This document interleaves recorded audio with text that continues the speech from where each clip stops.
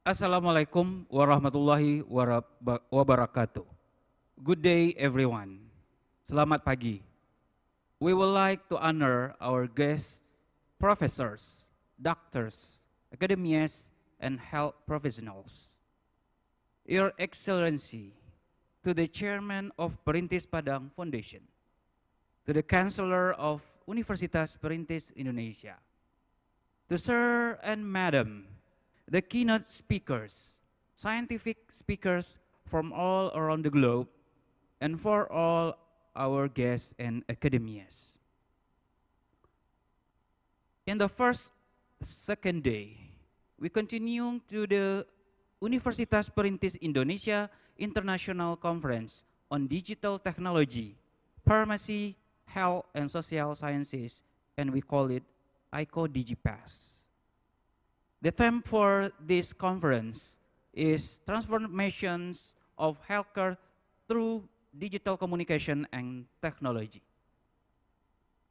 Our conference collaboration with the Universitas Muhammad Nasir and Universitas Pordekok Bukit Tinggi. We would like to present to you all wonderful speakers for our third and fourth plenary session. First, we have Mr. Agus Setiawan, Bachelor in Nursing, Masters in Nursing, and Doctor in Nursing, the Dean of Nursing Faculty, Universitas Perintis, Universitas Indonesia. Second, we have Dr. Rerum Naturalium, Ikhwan Rasmala Suji, Masters in Sciences, the Dean of Faculty of Health Sciences, Universitas Perintis, Indonesia. The third speaker, we have Mr. Fajar Junaidi, Bachelor in Social Sciences, Masters in Sciences, Doctor in Communication Sciences, Universitas Muhammadiyah, Yogyakarta, Indonesia.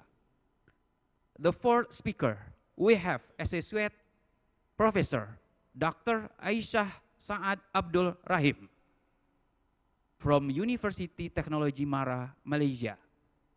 And the last speaker, we have Dr. Rerum Naturalium Hani Kartini Agustar, Masters in Sciences from University Kebangsaan Malaysia.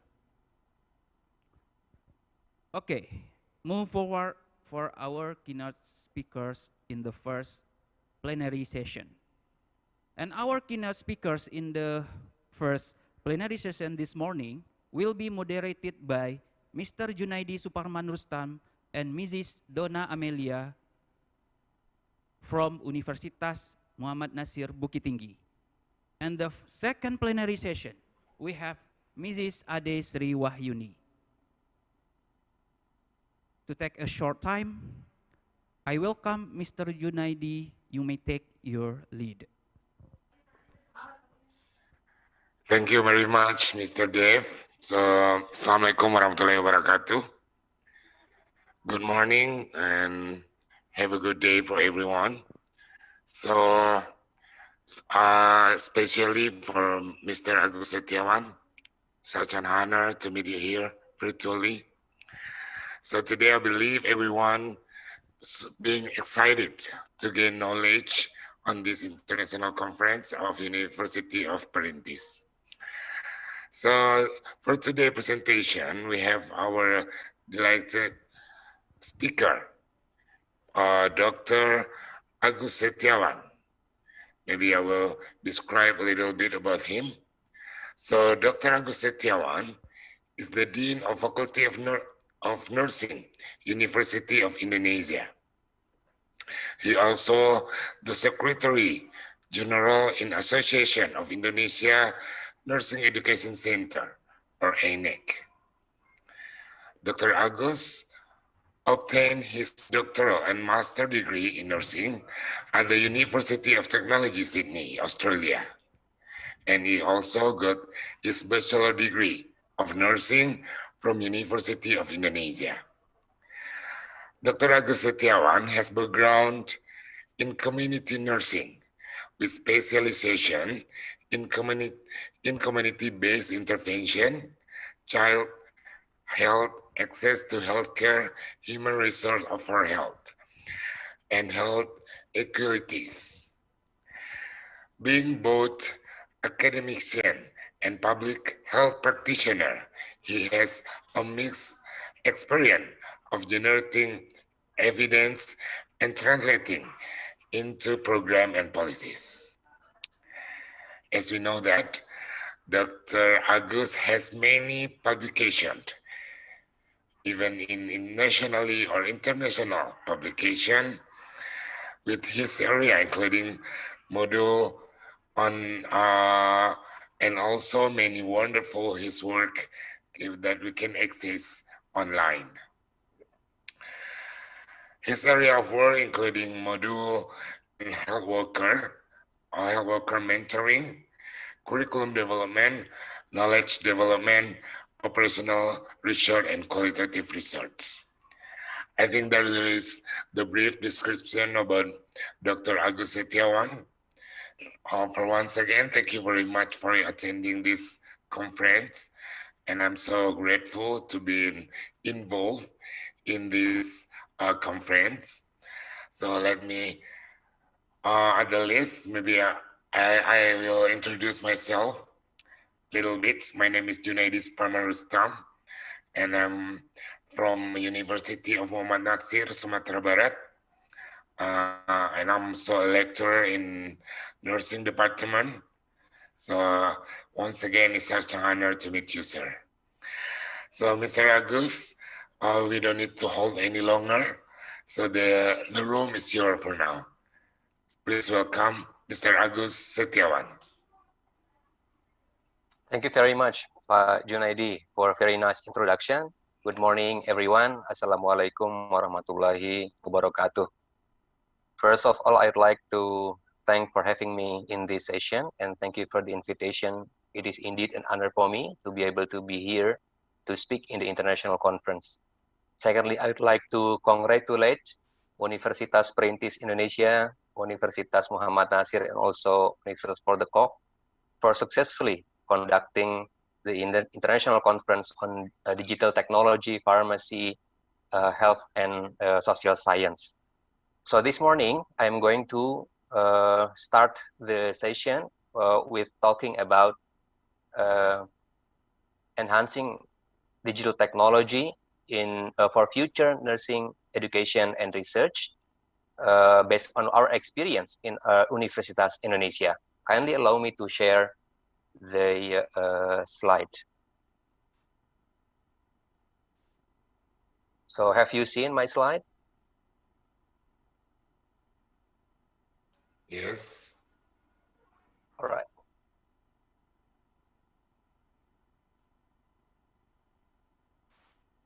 So I will start with an overview about what's happening today in terms of national outbreaks in COVID-19 and how it impacts into the change of educational system during the pandemic and the consequences of that, including multiple disruption and common lessons that we can take from the situation.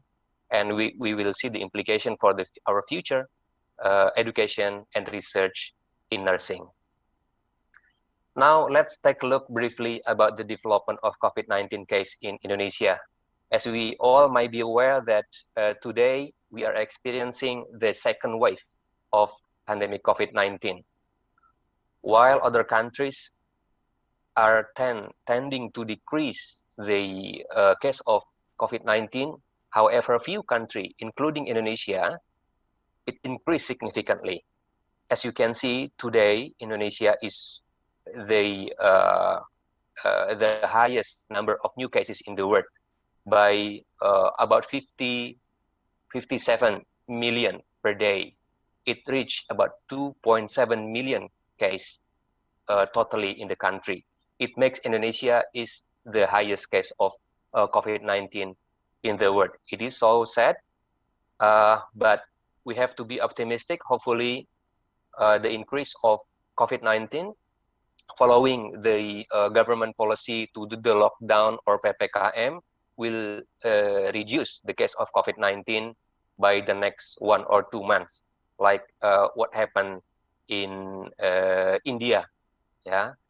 So as we can see in the figure there, the total case increasing significantly, but the number of those who recover from the case also increase, and we can see the death, yeah, those who pass away from the cases is also increased significantly.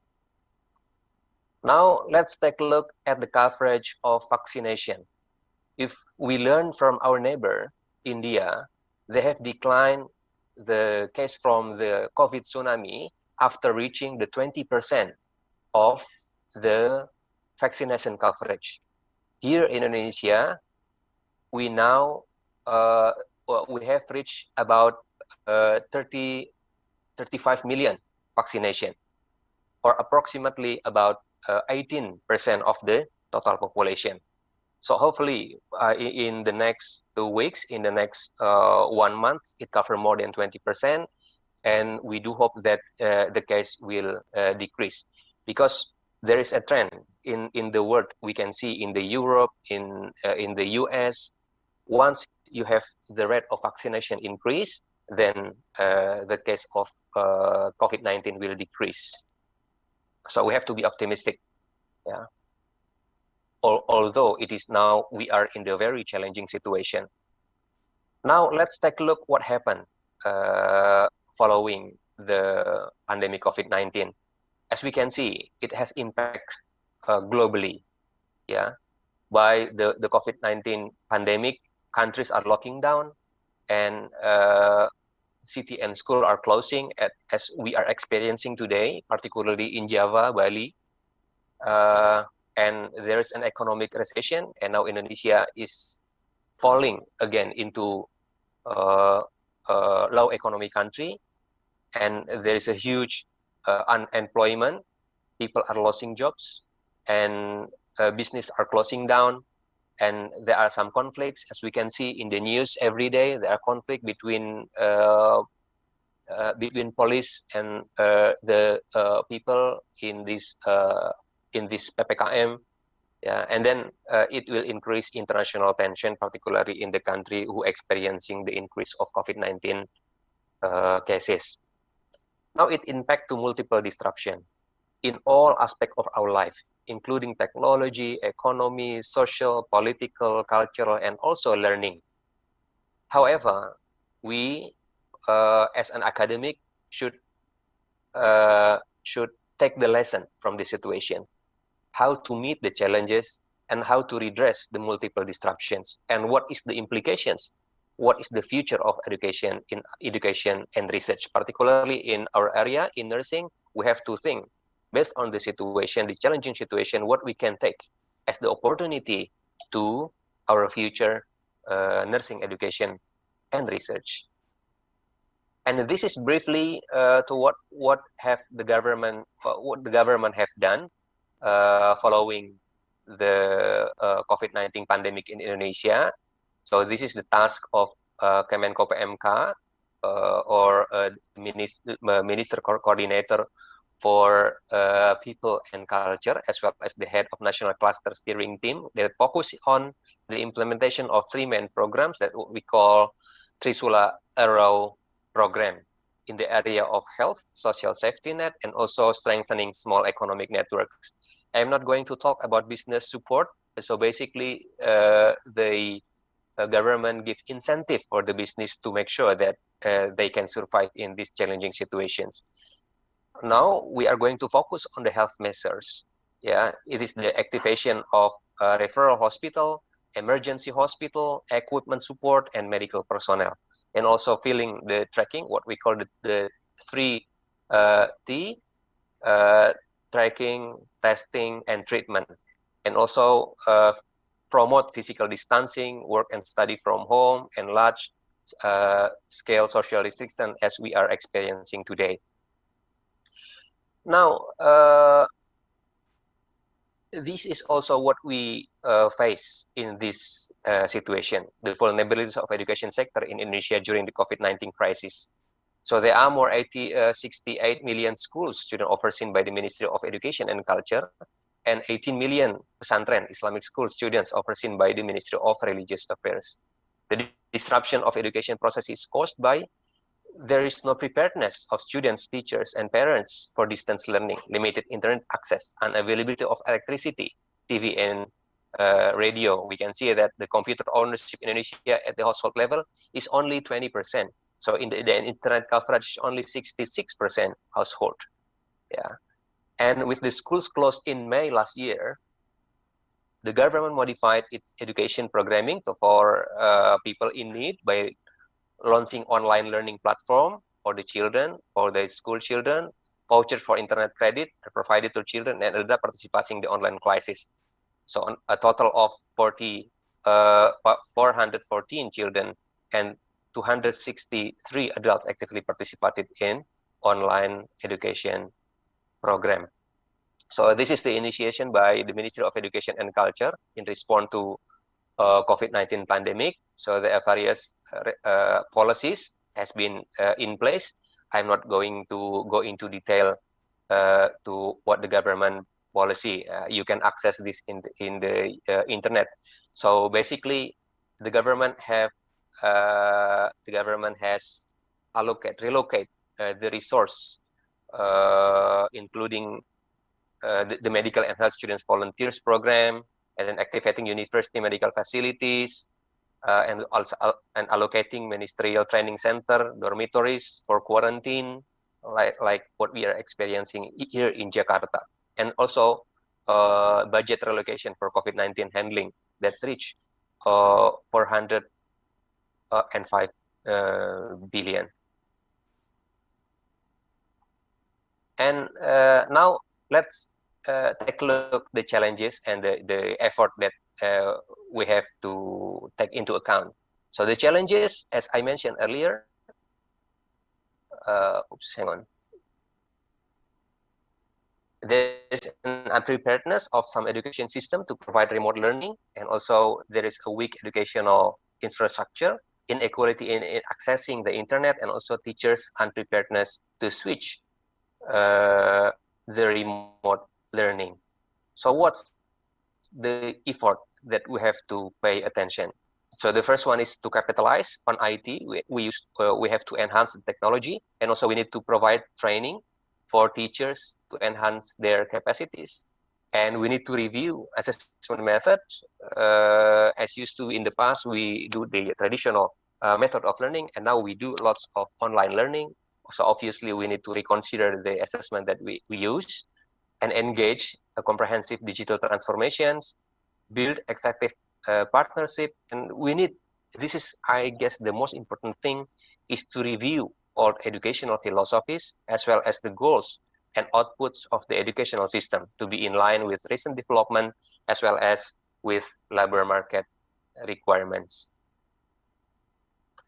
So this is the multiple disruptions and what lesson that we can take from the situation in this pandemic situations. As you might be aware, in the left-hand side there in the column here, so there is multiple disruptions in the area of technology, economy, social, political, cultural, and learning, and also the challenges in this area.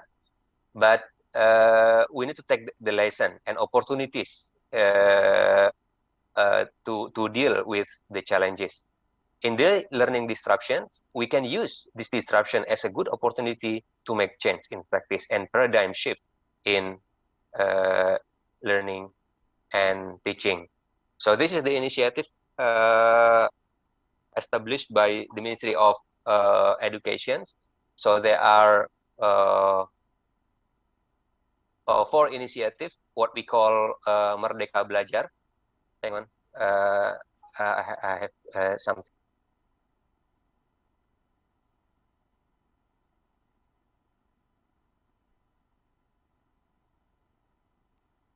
So this is the Merdeka Belajar policy. So basically, the government has initiated a shift program for undergraduate students in all study program. So basically, the program is to accommodate that students can not only spend the credit in their classes, but they can also do something else across the study program to have an added value into their core competency. So for example, for nursing educations, they need to achieve certain competency in nursing. But in addition to that, they can have other competencies such as entrepreneur, collaboration, and leadership by joining other study program to do something else outside their study program. So as we can see here, one of the initiation by one of the biggest company in the world, Microsoft, they have shifted the paradigm of learning, what we call education transformation framework. As we can see that if we talk about teaching and learning, it cannot stand alone. It needs to go together with leadership and policy, and we also need to talk about technology, and we need to talk about intelligent environment. I'm going to talk more about this in the next slide. So this is the implication for future education based on the policies and both based on the situation that we are dealing with. The first one is developing CMI, what we call CMI, or contextualized multiple intelligence and creativity to meet multiple developments against multiple disruptions.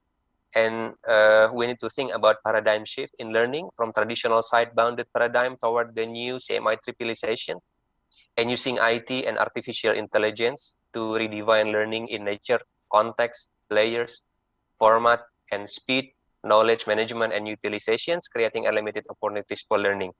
And then building up ecosystem for new e-learning and redesigning the future education in terms of multiple function at different level of education system. So allow me to introduce a framework proposed by Cheng.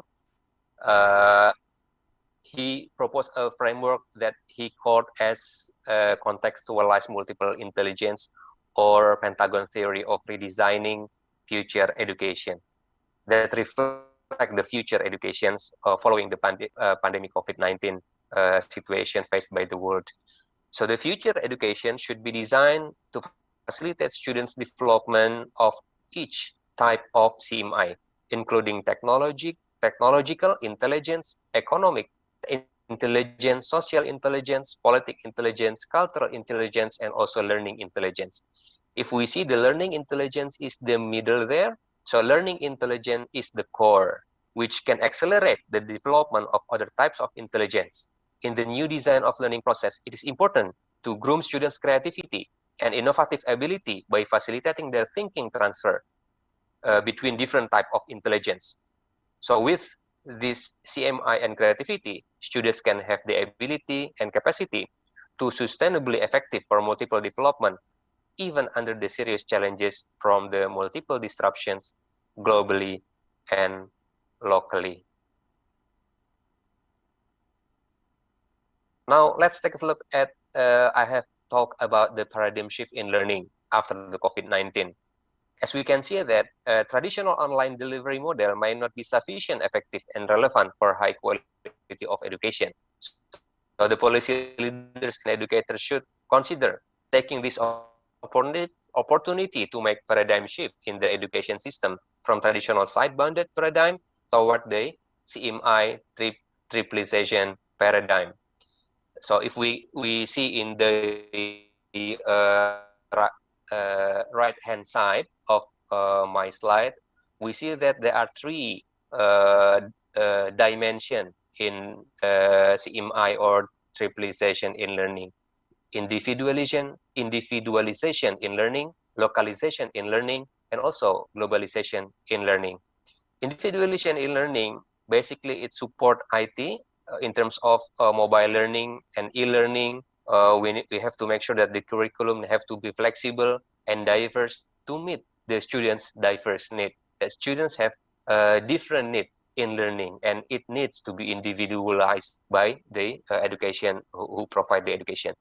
And then the second one is localization in learning. So basically to maximize the local resource, community support, and cultural relevance in learning. So the aim is to ensure that the content and process of learning are relevant to the local context, to bring in local resources, including physical, financial, social, and intellectual assets to support learning activities, and also to increase parental involvement, community partnership, and collaboration with many sectors in creating opportunities for learning activities. And also the third one, this model allow us to also move or have a global network by globalization in learning.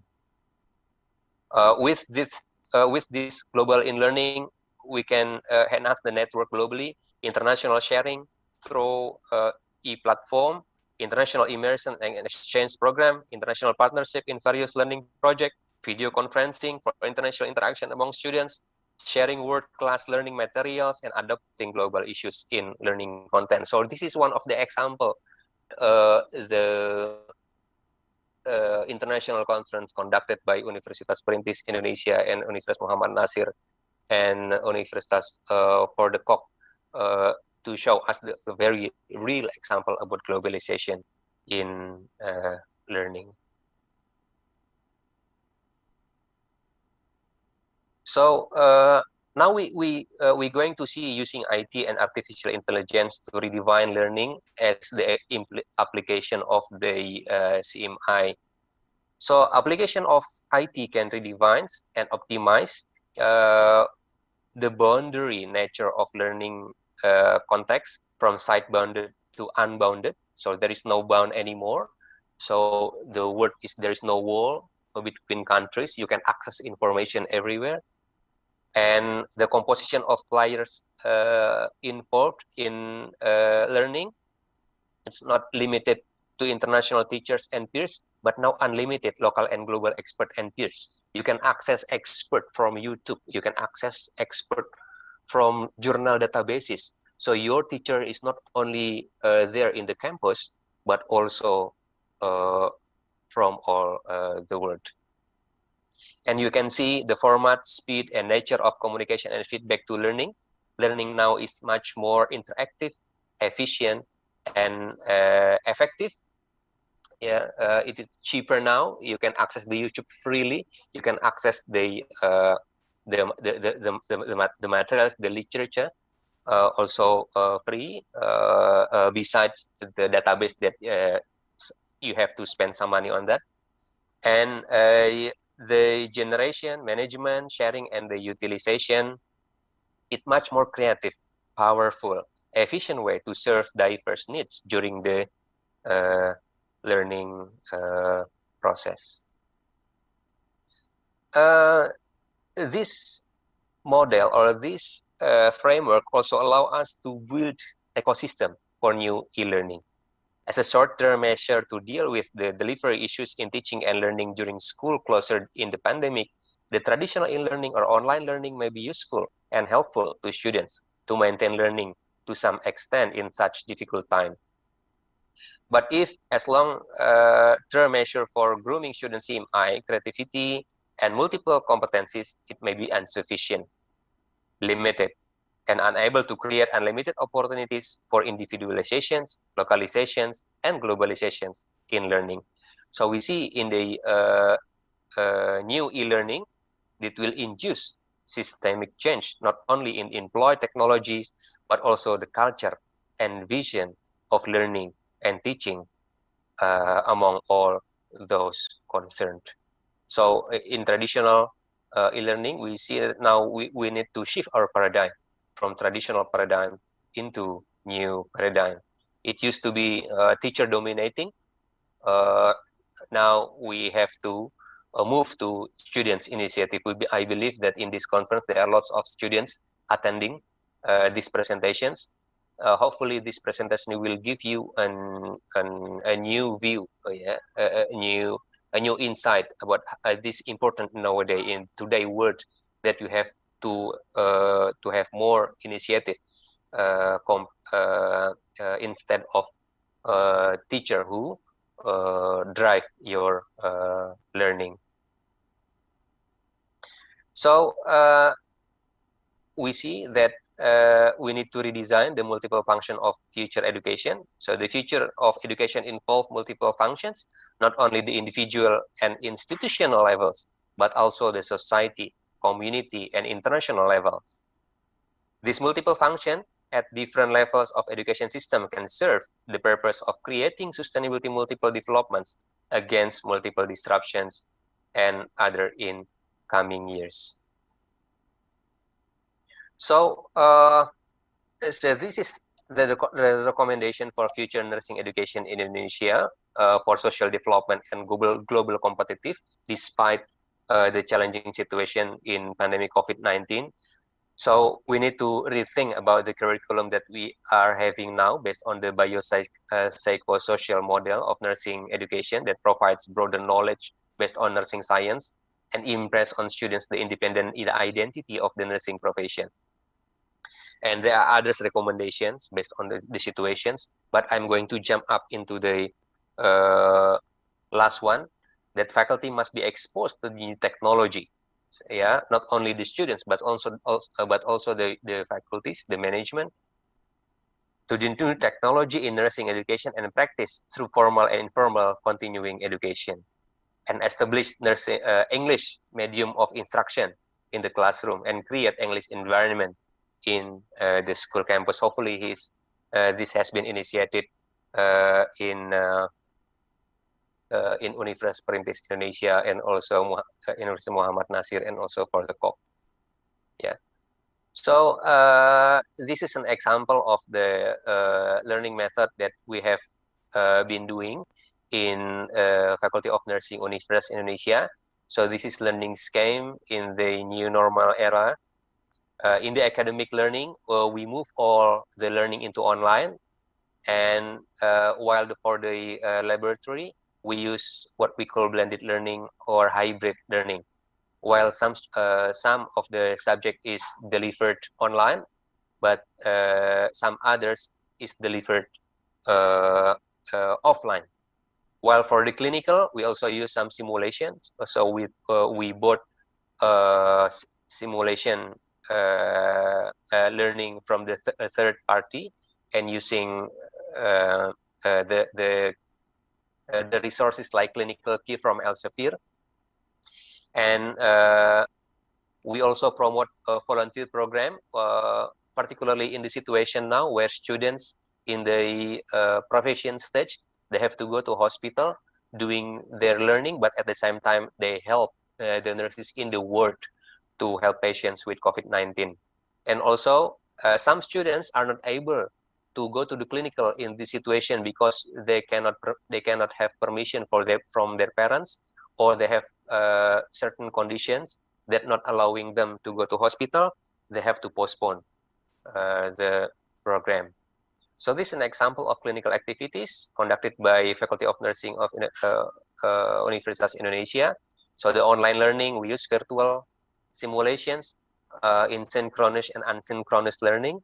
In online seminar, we use virtual health educations and blended learning, including in the subject of maternity nursing, community nursing, and mental health.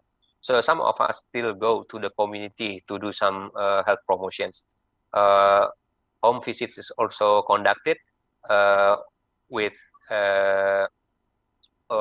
from their neighbor in their local community.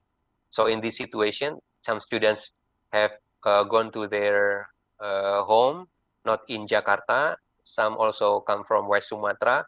So they visit their neighbors. They do the health education. At the same time, they do online to interact with their friends in the class and their teachers.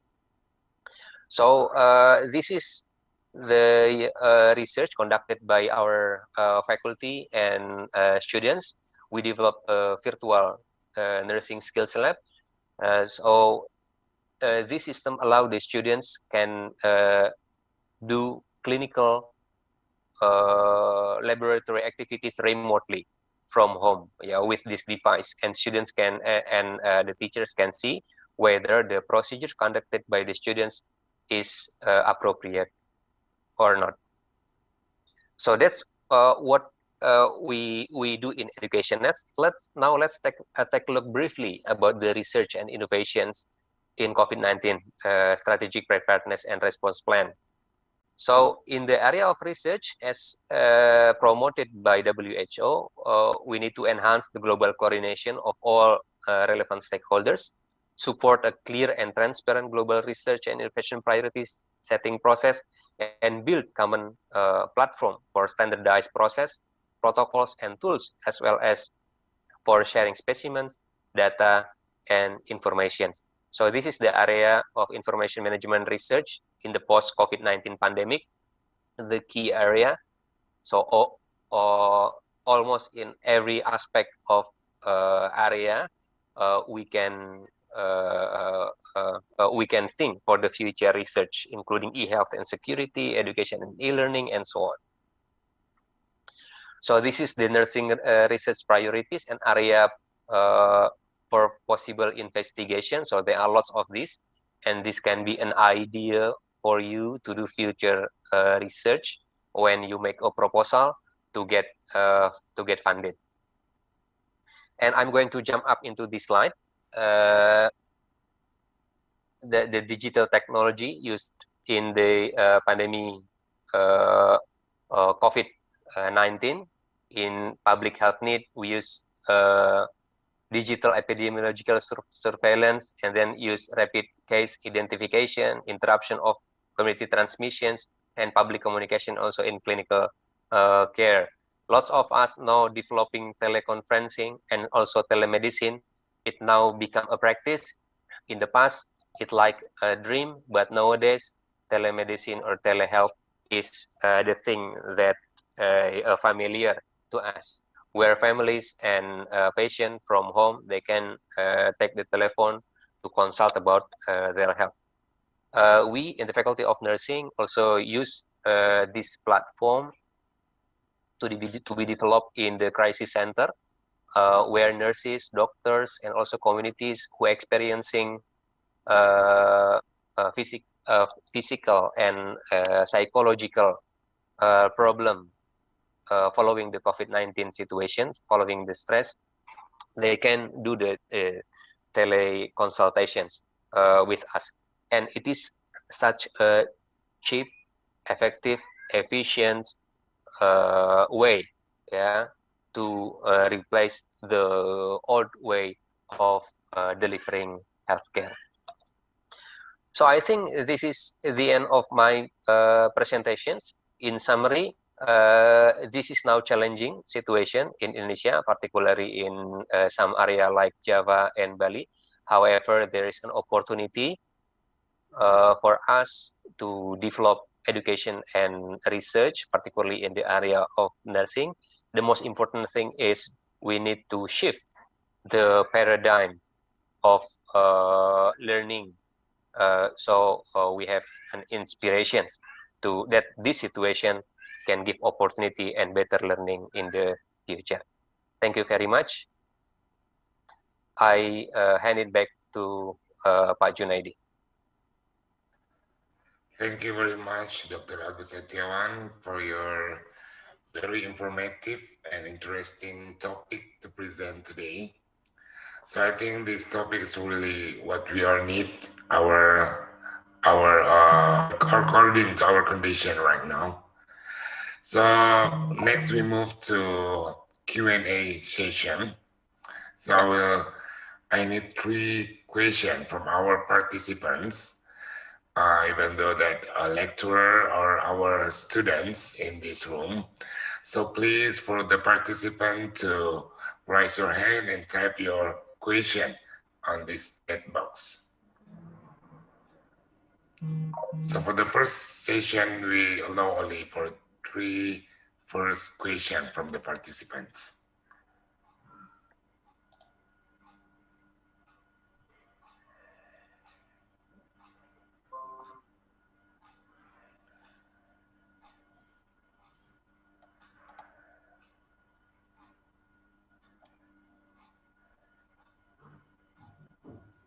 So first question, I get notes, I take notes.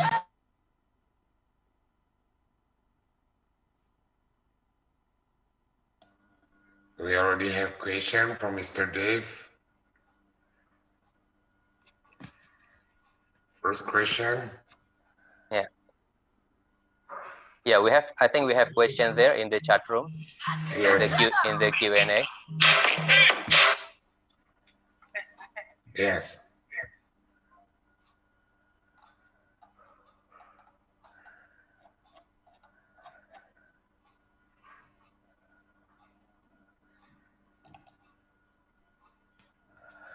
So first question is from, we don't know the attendees.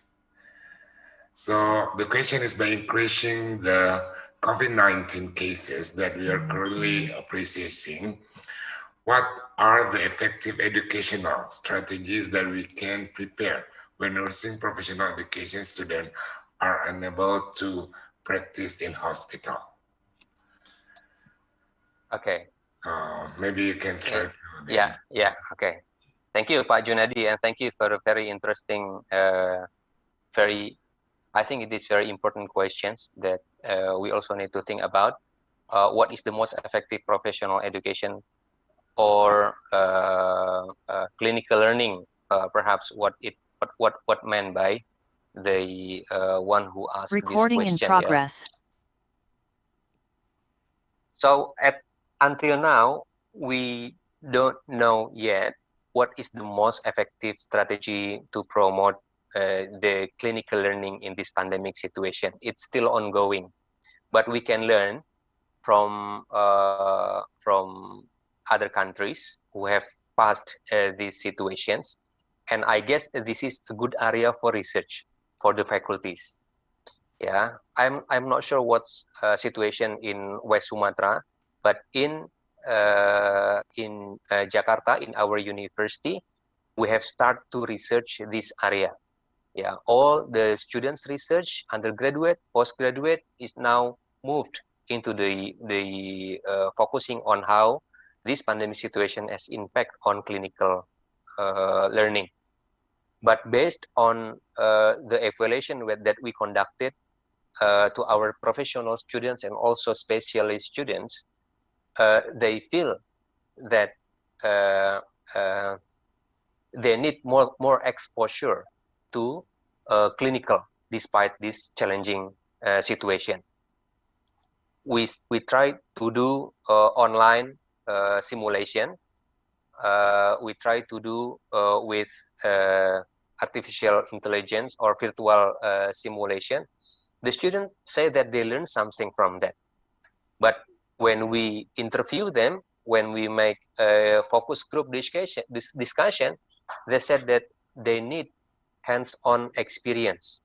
So that's why hopefully by August or September, the case will decrease and our students can start to do the laboratory. And for the clinical student, they have already in place in the clinical. One thing that we need to evaluate is to make sure that competency is achieved and to evaluate their confidence in delivering health. This is not an easy situation, but we try as possible as we can for them to meet the competency required. What will measure the successful of this education? The national exam later on. Yeah, in the near future, we're going to have a national exam, and this will measure whether the strategy that we use is effective or not, whether the students have achieved the competency or not. But again, this is an area that good to research. So for those for the faculty lecturers who are attending this session, you can research your students that how effective the strategy that you use in these pandemic situations. We can learn from other countries. We can learn from the literature for those who have done this earlier. But we have to do this in our context. So I think that's my response to the question. Okay, thank you, Dr. Agus. So the point is, during this pandemic, so this is a good change for us to research. Yeah. And then we can use many platform, many media Yeah. to teach them clinically. But hopefully, on next semester, our student can go to the clinic to gain their skill and competency. Yeah, So hopefully. Yeah, Pak. hopefully, inshallah. Inshallah. Okay, for the next question, I already have in my hand uh, from Mrs. Yaslina, our vice rector. So the question is how University of Indonesia, especially on Faculty of Nursing, doing or how they use the strategy of Merdeka Belajar. So maybe you can explain us about that. Yeah, Can thank you very much. Yeah. Thank you. For the Merdeka Belajar, actually it's not compulsory for health science cluster. Yeah. Merdeka Belajar is compulsory for science cluster and social cluster science. Yeah, social science cluster. It's not compulsory for health cluster, but it is an opportunity for Faculty of Medicine, Faculty of Nursing, Faculty of Public Health, Faculty of Dentistry, Faculty of Pharmacy to use this opportunity. We, in the Faculty of Nursing, obviously we cannot do 20 credits as mandated by the program Merdeka Belajar. Yeah, in Merdeka Belajar, you know that in other faculty, it is compulsory for the students to take 20 SKS or 20 credits to do in other study program. But we cannot do that in Faculty of Nursing or Faculty of Medicine because we have such competencies or such curriculum that we need to obtain 80% of the national curriculum. So what we can do in this situation, what we can do is we use certain elective subject that students can take this subject from other study program or internationally. There is now a lot of offers from universities in overseas. They provide online learning. So our students can take this subject internationally. So if you have any collaboration with any university in overseas, you can take the subject and that this can be acknowledged as the subject and be included in the transcript of the students. So that's the first one. The second one, there are some opportunities from the Ministry of Education that our students can access abroad funded by the government. So our student from the Faculty of Nursing Universitas Indonesia apply for the grant, and 5 of our students get the grant to do 1 semester study in overseas. So obviously they need to extend the length of the study, but they are happy with that. They can get experience from that. And the third one, in these pandemic situations, as we mentioned earlier, that we offer a volunteer program for the students. Now, local hospital, local government, and also from TNI Polri invite our students to join the vaccination volunteer or to do some work in the hospital. So we acknowledge this as the credit. So for example, if they go 1 week to do volunteer program, so we acknowledge that as one SKS or 1 credit. So that's an example of how Merdeka Belajar works in Faculty of Nursing Universitas Indonesia. So basically, the philosophy of this Merdeka Belajar is to give an added value to our students. So they can reach the competency as professional nurse, but at the same time, they can have more, more capacity in other area, get more friends, get more leadership capacity, entrepreneurship capacity by joining other program. So that's an example of how we use Merdeka Belajar approach in our Faculty of Nursing. Thank you very much for the question, Ibu Yaslina. Thank you, Dr. Agus, for the answer. So I think we can catch some point here. So actually, in some parts, this strategy is not fit with our major in nursing, especially. But we need to make some select some point on this is how we can make collaboration internationally. I think. Yeah, that's right. Okay. So the last question is from uh, Mrs. Vidya, a lecturer from nutrition faculty. So the question is about how we evaluate the educational process and what method that we can use effectively to evaluate the education process. Can you Yes, catch? Okay. yes, thank you very much. So this is also another important questions that we need to raise and evaluate. So we need to be flexible in terms of how to evaluate the students.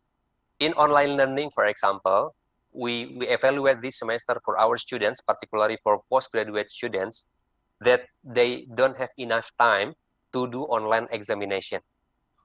So examination online, they do that 2 hours online, but students complaining that we don't have much time to complete the task.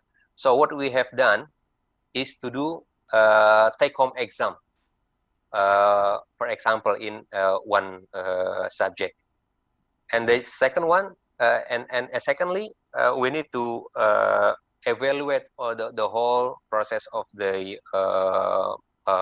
program by inviting students to do a survey and also focus group discussion of students as to whether they have achieved the competency.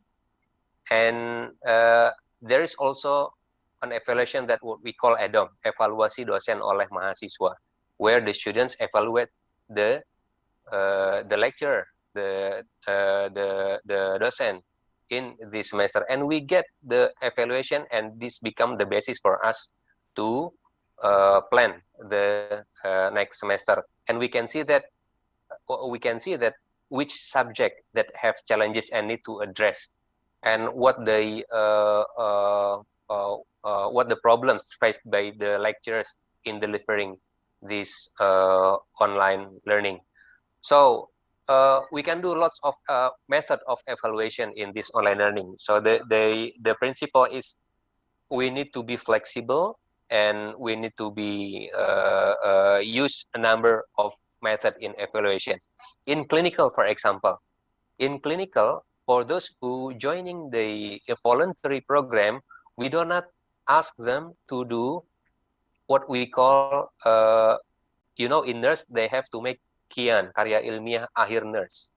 For those who joining the voluntary program, we do not ask them to do that. We only ask them to do reflection, report, and make a manuscript based on what they have done during doing the volunteer program. So that kind of evaluation we need to consider to make sure that students is not burdened by the program, but at the same time it promote their learning and competency. I think that's my response to Ibu Widya question, Pak Junaidi. Okay, thank you very much, Dr. Agus, for the valuable answer. So we can catch some point here. We have many strategy, many methods that we can use to evaluate our students. Dr. Agus said that we can make take home exams to make them learning independently, and then invite them to survey or small group discussion. And at the list is reflective learning by evaluate the lecturer. I think there is interactive strategy, I guess. So I think that's all. We already have 3 questions that already answered very good, very well. So thank you very much, Dr. Agus Setiawan, for your willingness to join us today. So I really appreciate for your topic that we really need for this pandemic era. So for the end of this session, I'm as the moderator of this session, first session in the morning. I apologize for any inconvenience. And thank you very much for your attention. For the next, we're moving to another speaker that will be moderated by Mrs. Donna Amelia. Thank you very much. Assalamualaikum warahmatullahi wabarakatuh. Waalaikumsalam. Thank you very much. Assalamualaikum, and good luck for the rest of the session. Thank you, Mr. Thank you. Okay, Mr. Donna, the stage is yours. Okay, thank you, Mr. Junaidi.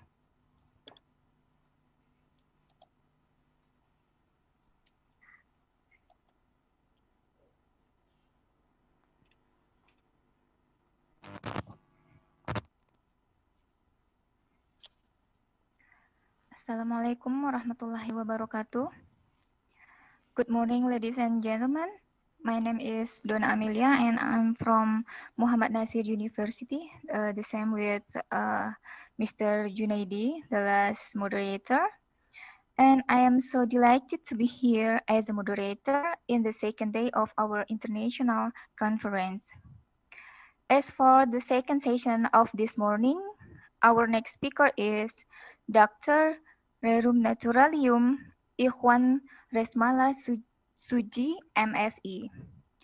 Good morning, Dr. Ikhwan.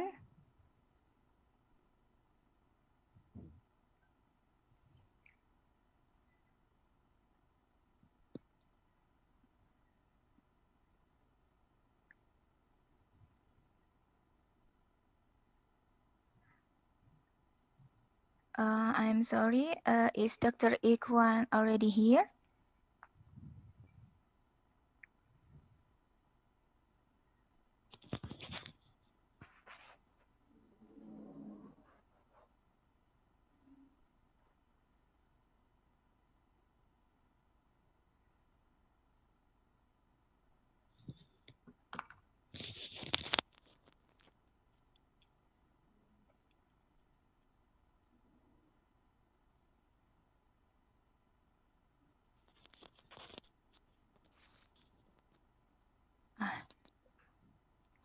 Welcome, Dr. Ikhwan. Ya, Waalaikumsalam, Miss Donna Amelia. Thank you. Yeah. Well, I will introduce our new speaker now. Dr. Ikhwan was graduated from University of Shah Kuala in 2001, from Institut Teknologi Bandung in 2004, and Heidelberg University in 2015. Dr. Ikhwan is the Dean of Health Faculty in University of Perintis Indonesia. He is also an ISO assessor in the Committee of National Accreditations.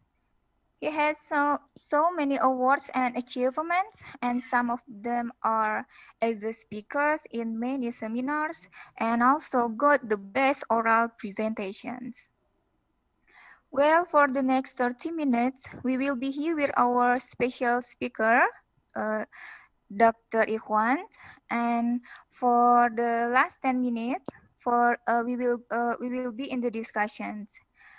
And now, please welcome Dr. Rerum Naturalium Ikhwan Resmala Suji, MSE. Thank you, Ms. Nova. Good morning, ladies and gentlemen, all the participants of the International Conference in Digital Technology, Pharmacy, Health, and Social Sciences. We pray to God, may God bless us with the good health and keep us free from COVID-19. Allow me to share my presentation slide.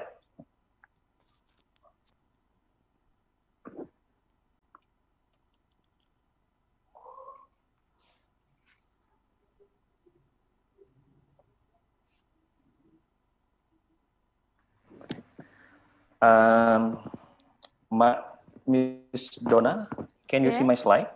Sure, thank you. Oops, sorry. There's something wrong with full screen. Okay. Thank you for the opportunity to give some idea and perspective about the digital technology in health. So this morning, I would like to continue what the other presenters already spoken to us since yesterday, and also to continue what Dr. Agus said this morning about how we can use the technology to help us or to make our life more easier during the pandemic and also the after the pandemic. And most of us already known, maybe some of us, I saw this morning, Mr. Agus wearing the wristband. I guess this is a Fitbit that is can monitor the condition of her body metabolism system. So in the next 30 minutes, I will give some overview how this technology is developed, and then how we can develop, and then what this future will bring us about these wearable health monitoring devices.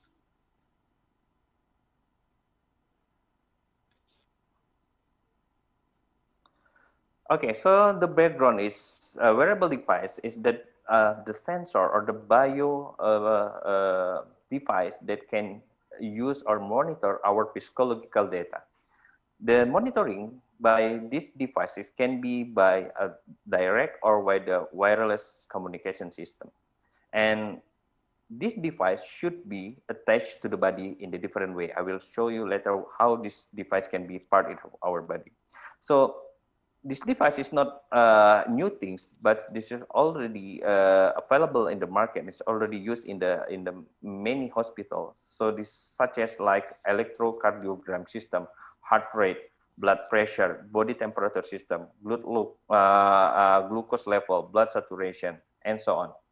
And this ferrit vita parameter, it should be monitoring real time to know the condition, the real condition of the patient. And this is the information can be used by clinician to making diagnosis or to take the decision. And the wearable device are facilitated with features such as wireless data transmission, that real-time feedback, giving the alerting mechanism and more, so they can transmit the data and give the data about the condition of the body, and then detect all the biomarker and the organ function in the efficient things.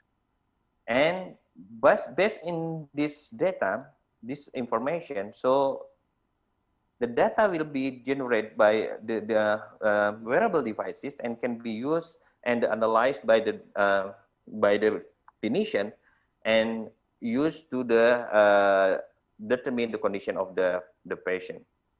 And this system is allow the hospital management to maintain how the data is going on in the system. So this is like what the Professor said before. So when we discuss about the patient, so when discuss about how to manage the condition of the patient. So this is not only working with the one what is called, it's like one subject or one profession, but it's like organizing, like the orchestrating system that should be working together in the same manner. So normally in the traditional, all the data is coming from by paper to paper from one part. So when the patient coming to the hospital, so the clinician will check up, go the anamnesis, and then the clinician will send the sample from the patient to the laboratory to check how this condition of the patient, and then the laboratory will send us the data to the clinician.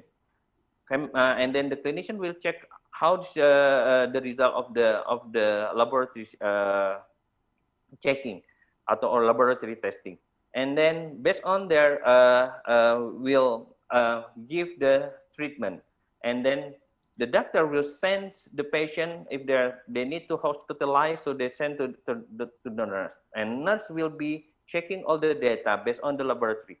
And this data normally is working take time to go around all the profession. So which this condition is take time. So sometimes when we want to take the decision will take a long time. So this should be make more efficient, make more simple with the medical devices, with the wearable medical devices, because the data can be delivered efficiently, real time during the all profession in the hospital. So this is the basic idea. The history of the wearable health monitoring devices is already begins since 1788. So the first one is introduced by the Thomas Jefferson to to count the step between the one patient to the other patient. So we call it like pedometer. But now its pedometer is part of our smartphone in here, because in our smartphone we have the pedometer that we can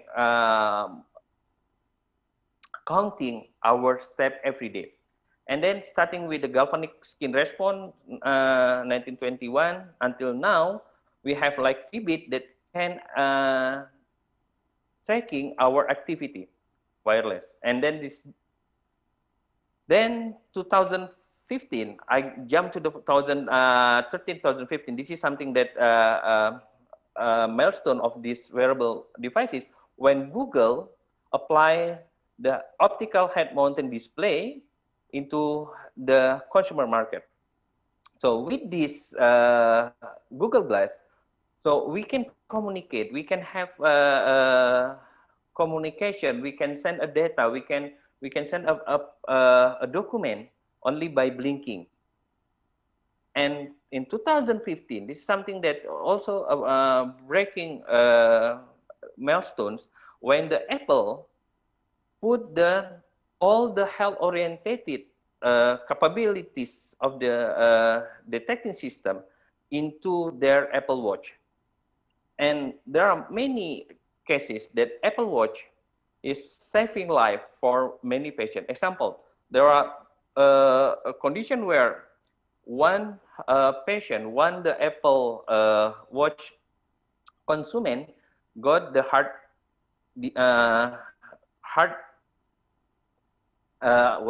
disease and heart attack, and then the Apple Watch detected the heartbeat, and they know with the artificial intelligence they'll calculate, oh, something wrong with this heartbeat from this from the consumer, and then they send the data to the medical center, and then with this condition, so the heartbeat of the patient, they send it. This is like they call, okay, this man is get a heart attack, and then they also the watch is also sends the coordinate of the patient, and below the 15 minutes, the emergency nursing can go to the patient and then can give the first aid for the patient. So the patient life is be saving by the Apple Watch. And this is one of the example. There are many examples. The success story of wearable devices, health monitoring devices, saving life of the consumer. We can see in here, since 1990 till 2020, the research in this area is increased dramatically. And here, example of many software, many devices, is already many company is developed new system for wearable medical devices. And then what is type? Now we go to what is type of wearable medical devices that available or that should we develop for helping our life. So there are some is like smart glasses. This is some already developed by Google, but also there are many other company, and then develop it a new version. And also we have like smart seat, smart shirt, and then smartwatch. This is many from the very complicated into the simple one that monitor many things, and then Bluetooth key tracker, smart shoes, smart sock, smart pens, until smart fingers. So this is all the, where the medical devices is attached to our body.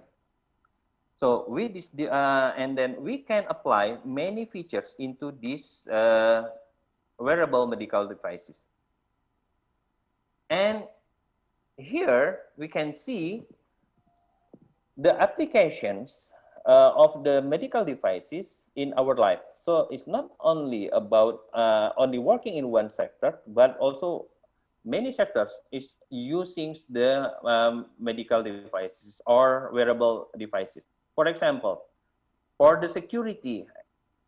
So for the security safety, this is really efficient for Google Glass, because the police can analyze, can get the real-time data from the database about the condition of the people or the person in front of them. Are they a good person or are they a bad person? And normally, the police officer will check by using the iPad or using the paper or smartphone. So many people will worry about, okay, what's going on now? But with this Google Glass system, so only the officer can see the data but sent to their glasses. This is good. And also the Google Glass or glass eye system can record what's going on in front of the officer, who will shoot them or who will give them an attack and so on. And this is one example. And also medical, we go to this, there are many things, many application of wearable devices in medical field. We call it like, we have like wireless EEG headset, biofeedback page, hearing aid, ingestible sensor, vision enhancement, and so on. I will show in the next slide. I will present how we design this product, because this not only like Dr. Agus said before, to increase in also in the education field, we need these wearable devices, because we should know what's going on with the student, where is the student, how they interact, how they doing or practice their skills. We need this data, and then we need this information to increase the quality and the competency of our students. Okay, I will go to the sums of wearable medical devices. So there are three types of wearable medical devices. So the first type is for the lifestyle and fitness. So this is like already I think many of us already use it. So we have like Fitbit, we have like Misfit, or we have like Nike or iPod Sport Kit. These medical devices will record our personal activity. So normally they will record the data about the pedometer, our step, heartbeat, body temperature, and then how long we sleep, time of sleep, when we stop the activity, how about our stress. They can collect this information from our body. And with this data, with this information, so the system will suggest us what should we do to increase our body condition. And then the second thing is about the diagnostic and monitoring devices. So this is this device will have a feature to detect, to monitor the glucose level, and then monitor cardiovascular condition, and then even they can record pregnancy, and then they also can monitor the fetal in infant condition, and also they also can monitor the neurological condition of the patient and also do sample EEG. This device will record all this data and send this data to the clinician to monitor the condition of the patient. So this device is really valuable, have the valuable health information that can help the clinician can monitor the condition of the patient in real time. And after this is for diagnostic, and then the third types of wearable devices is they use for therapeutic system. So these therapeutic wearable devices, the very favorite and very important things that help many diabetes patients is insulin pump. So because for the patient, for the diabetes type 2 or type 1 patient, they should inject insulin before eating something. And normally, the patient will do two tests. First, they take the blood glucose test, and then based on the blood glucose test, and then they will inject the insulin. So with these devices, the two things they can do in one time. First, the system will detect the blood glucose, and then they can monitor directly, can decide how many doses insulin they should inject to the patient. And then normally the patient sometimes they not realize that they have a high or low glucose in their blood. So the system can detect immediately the condition when the glucose, the level is very low or very high in the blood patient. So, and then they automatically will inject the insulin to saving the patient life. And also the fourth is about the prevention in rehabilitation devices. So some devices is like some funny things, like prevention. Like before, we can put like a camera and recorder in our baby room, so we can monitor what's going on with the baby. Is baby is really sleep well or not, or they are going around. So, and then if something wrong with the baby, the system will give alarm to the parents. This is something funny, but this is really useful for many parents. Okay, this is, if we go to the Amazon, we can see many wearable devices is already on the market. So this is something that already part of our life now. This is not really in the future, but this is now in our hand.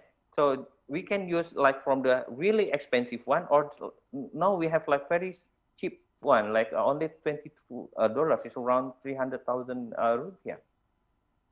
So this is something that is already in the market, and sometimes most of us using these wearable devices, but we not realize we have this feature. So this is something that we should, I hope, with this presentation, now we get more awareness about the wearable medical devices that can help us to maintain our condition or to get data about our condition. Now, because this is like digital technology, so we should think about how to design, how this system is working. When we think about this device, so there are a very multi-dimensional variable that we must consider. So like a sharp, purpose, dimension, placement, ecosystem, proximity, the autonomy. So this parameter we should put together into our medical devices. We begin first with the flexibility. all the medical devices should have very flexible system. We cannot use them like carry a big computer in our bag. This is not practical. So the device should part in our body, and then we not realize they are in our body. So with this device can help us, so we can moving, we can do any everything without any obstacle by the devices. So this is thing, flexibility. And then in here, so you can see more flexible system, more likely by the market. Here we can see smartwatch is reach higher, make people want to have it and then use it than the Google Glasses. So this is in our part. And then we can see they can use we can place we can put the medical devices in any part of our body. So we start from glasses, shoes, earwear, clothing, wristband, smartwatch. This is the place we can apply the wearable devices. And then again, the shape is different. So we think not only in this device, not only you can use by one system, but also we can use in many application. Example, augmented reality or VR. So first, ER using by firefighter jet when they drive or they run a jet, a fighting jet. But now we have this augmented reality for applying a game. And also we use this augmented reality for design some things. And the price from the really expensive now is really affordable. We can use this many things, and we also can see in the medical things we can create three-dimensional things virtually, and then we can go through it playing with this model, 3D model and virtual, and make us can design everything in more realistic. So this is part of a parameter that we must do things. And then here, example, they are called like a application. You can see this is application of augmented reality in a different perspective. And then, again, in the future, we can use this. Many people doesn't want to something attached temporary in their life.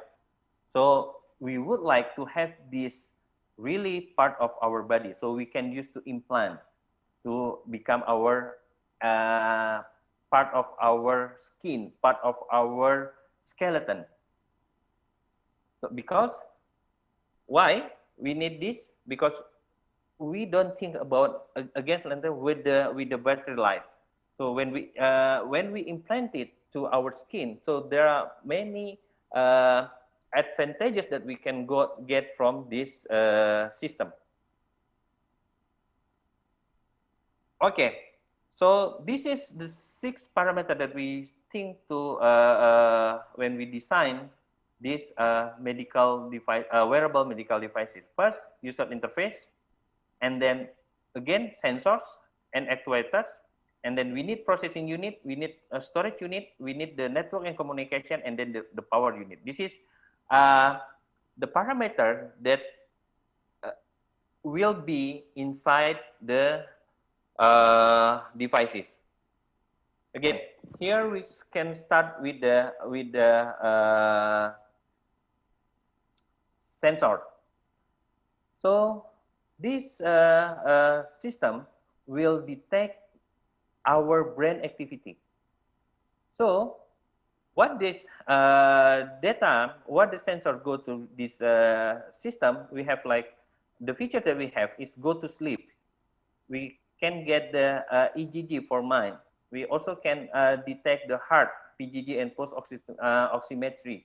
And then we have like the accelerometer for the body. We can also have the control our lung. And again, we need a batteries.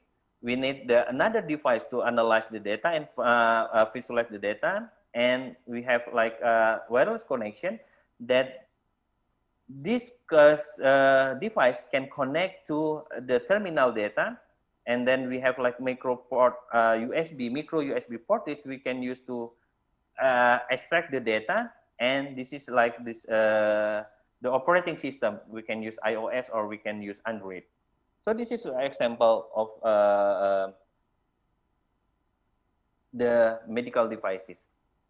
And all the medical devices, they are separated into two systems, invasive and non-invasive application. So with the invasive application, it means we put this device into the body.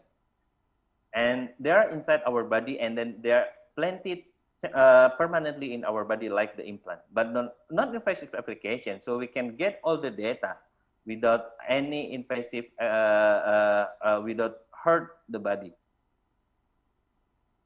Okay, this is part of the sensor that we use that already in the market. We just use to detect the all condition is the metabolic system for the human life.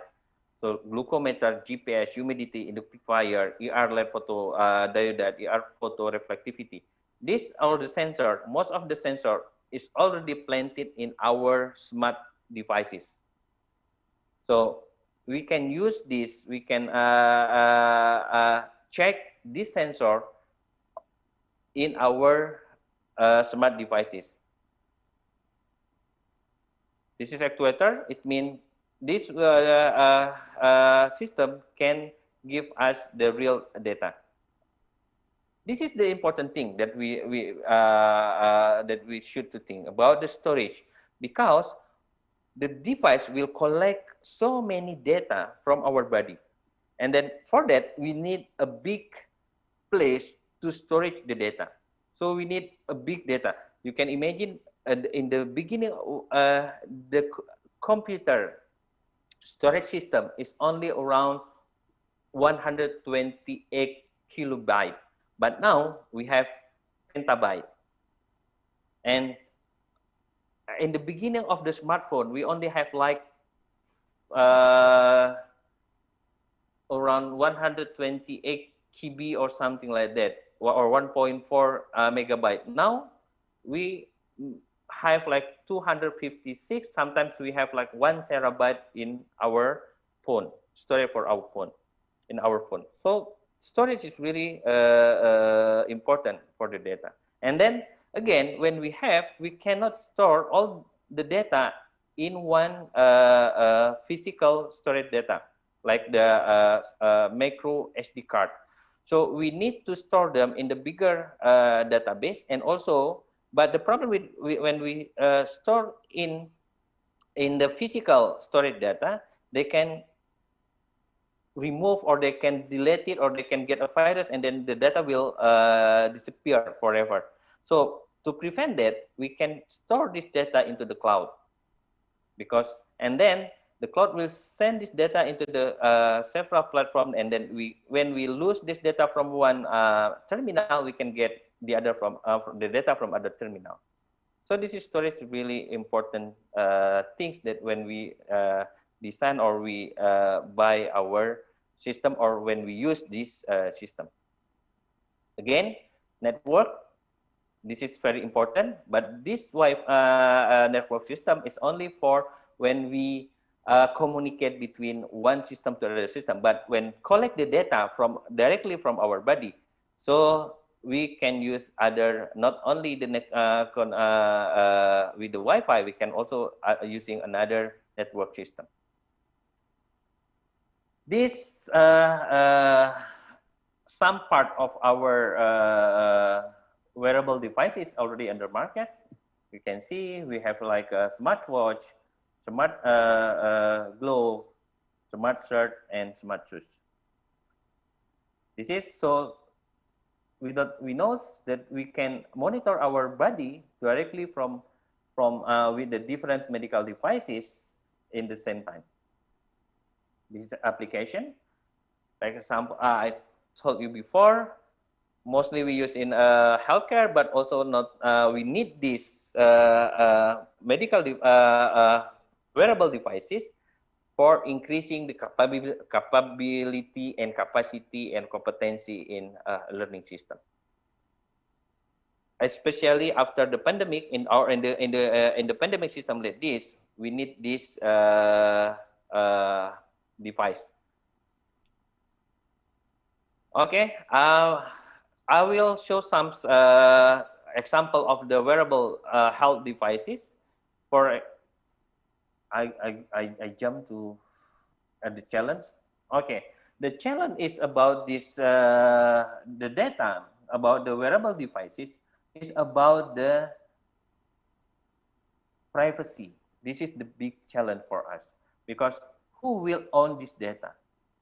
The data should be belong to us, and we can share this data to the physician, but we cannot give the data to the marketing team because they can use our data to everything, you know, to develop a new product, to develop or to calculate which product that we prefer, what kind of food that we'll eat. So they can use our data for their purposes, but they not give some benefit for us. So this privacy is really important thing that we must to think about the data. And then secondly, it's about the sustainability about these devices, because most of the devices only can exist on only 1, 2, or 3 years. After that, we need to improve, or we can there are a new version, and our system will become old, and then we cannot use anymore. So this is something that we should think about the system we can create, or we think about create the devices that have this long sustainability. And then artificial intelligence also this is important thing because we need to we need artificial intelligence to collect and to analyze our data and give the conclusion about our condition directly. But again, we need to teach the AI in the proper way. If not, they can analyze in the different way, because the diversity of the data set will give them the wrong answer about our condition. This is not something that we must do think. And then we should develop the algorithm to make the artificial intelligence can analyze the data with the good precision and good accuracy. Here, example, Amazon Hello Fitness. Sometimes they, when they do analyze the data, they can create the digital phenotyping, and then they can abuse the data. So this is something that should not going on happen to us.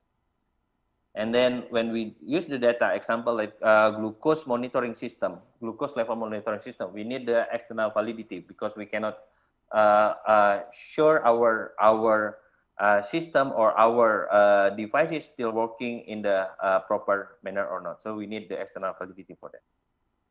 And the future, you can see, this is future that we can go now. We should think about the, this is the limitation now, is about the battery. So we should develop thing about the self-rechargeable batteries and then battery sensor. So this is something that we can use. Now this is why people think about to detect or detach the device into our body.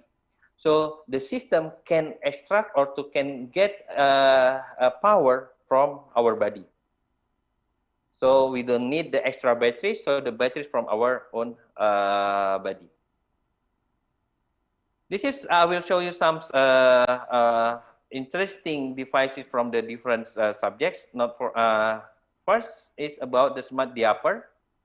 This is the diaper pampers for our baby, so they can give the data, give the information when the baby get urinated or poop, and then they also can analyze the condition of the baby based on the content of poop and their urine. So they can monitor the biomolecule inside the urine and inside the poop from the baby, and then they can give the data about the condition of the baby. And also they can detect the simple data about the body temperature and then humidity, skin humidity from the baby. And then this is smart skin. You can see in here, or the data will be, the device will be planted on our skin, so we can apply many things, many features into our smart skin, and then we can this data we can help us about monitor our condition and also send us the data that we need to improve our condition. And then this is beauty technology. So for the mascara or we can put Bluetooth, what is the device into the eyebrow, and then we can apply many things there, and then we also can get the data from the patient. And this is something that really interesting for me. This is about the gut-brain interfaces. Yesterday, Professor Filma Karani already discussed about the gut microbiome, and then then we know that gut microbiome playing an important role in our body to help us in the digestion, maintain our cells, provide us with a good micronutrient, and also have a link with the brain. So there are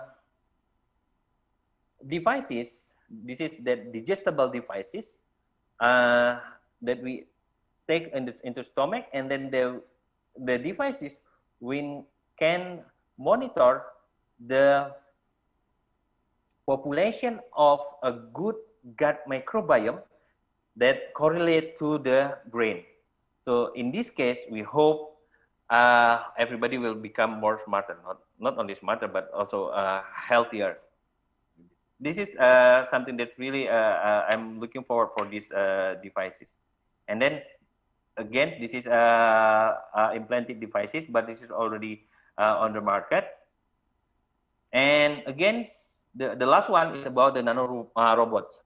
So the nano robot, so not only can monitor our condition, but also they can doing a replacement system. So this is like really interesting things. So we can put everything in one tiny robot, and then they can go to really small part in our body, and then can detect cancer, and then detect mutation of DNA, can detect gas emitted by microbiomes in our gut, and then can detect stomach bleedings, and then also can detect the oxygen levels, and these really interesting things. I really looking for also for these nano robots available in the market. So this is the final slide. There are promising potential for wearable devices in our life. Even now, we know many devices is already in the market, and maybe some of them we already use it, but we can use this to gain a better condition, a better understanding of our condition in the real time, and we should adapt to this condition, to this wearable we should adapt.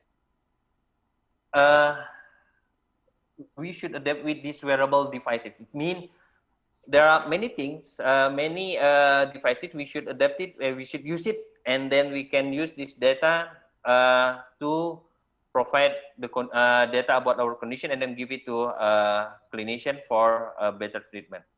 And then we hope with these wearable medical devices can make us more healthier and prevent us from a disease like stroke.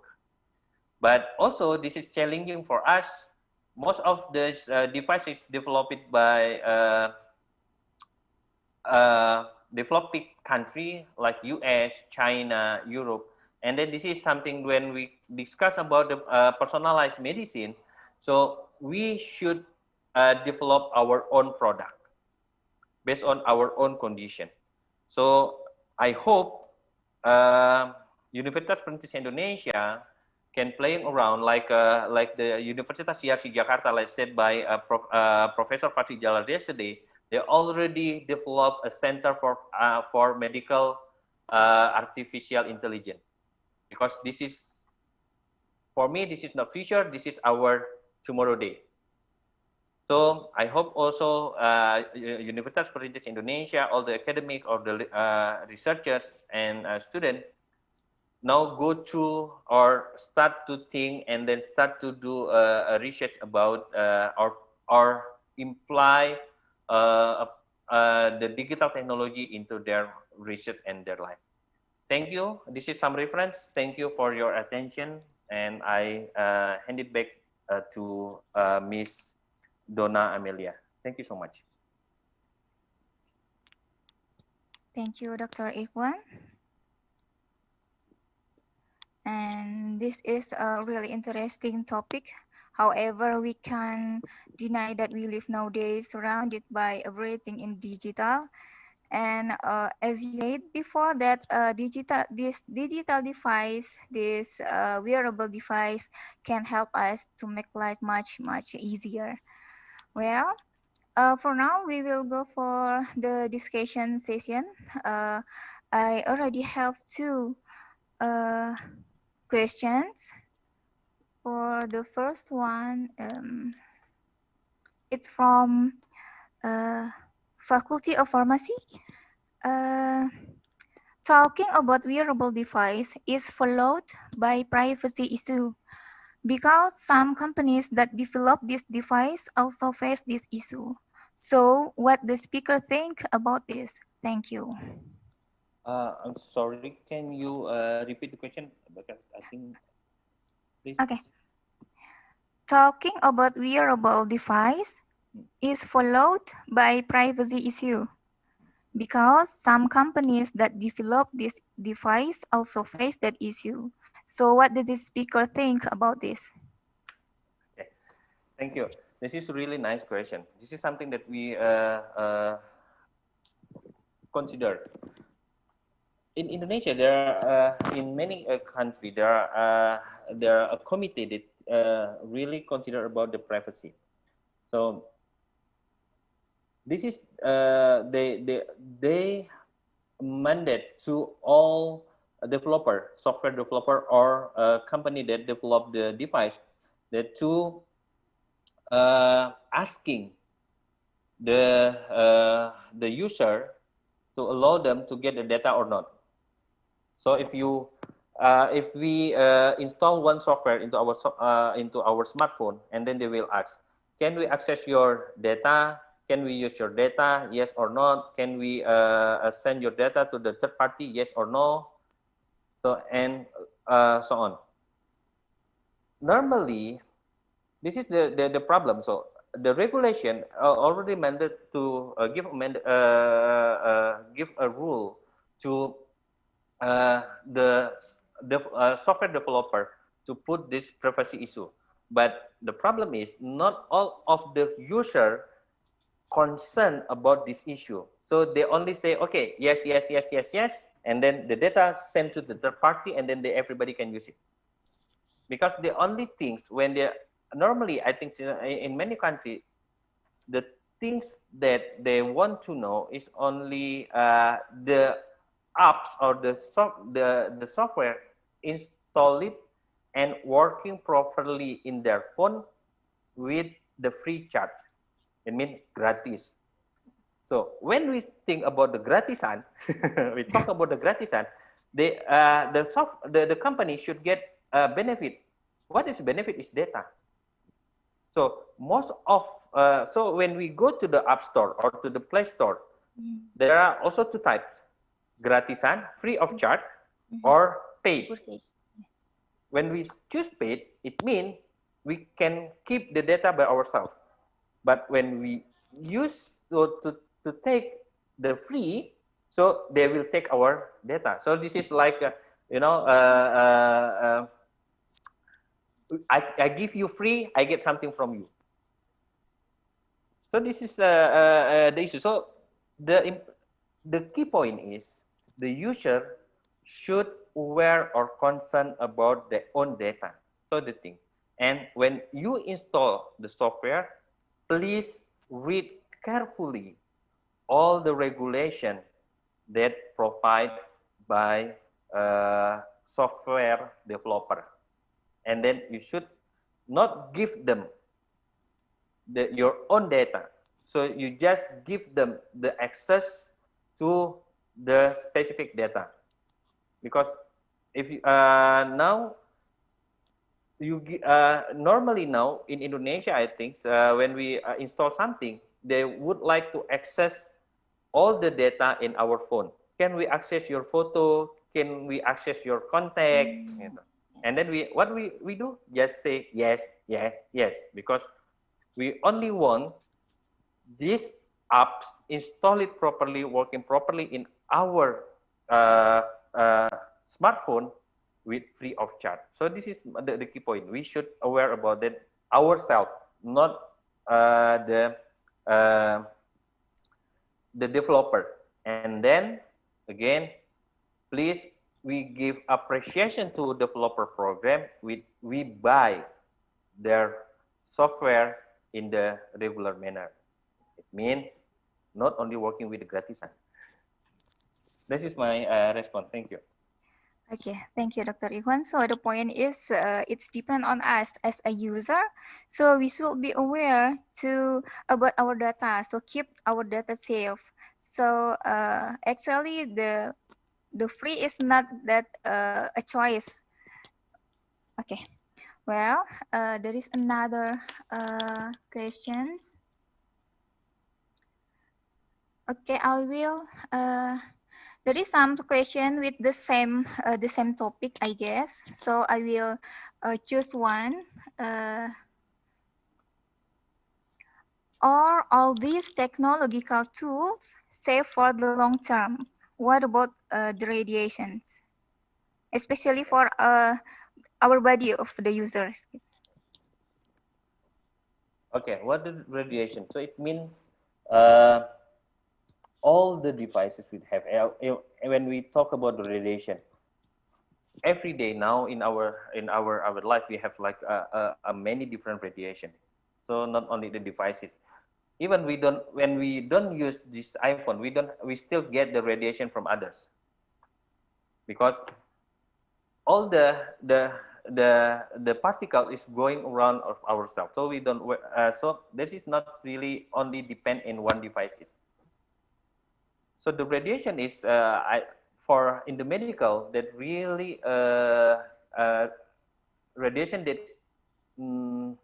not healthy. It means they can cause a disease or cause the health problem. It's like the radiation in really high frequency. But normally we use the high frequency is only for radiology. So this is why in the radiology unit, in the imaging unit, so we use like the wall. We develop the chamber with the thick wall from the metal, but all the others is fine. And when the devices, now that we said before, the devices take the data from our body, not based on the radiation things.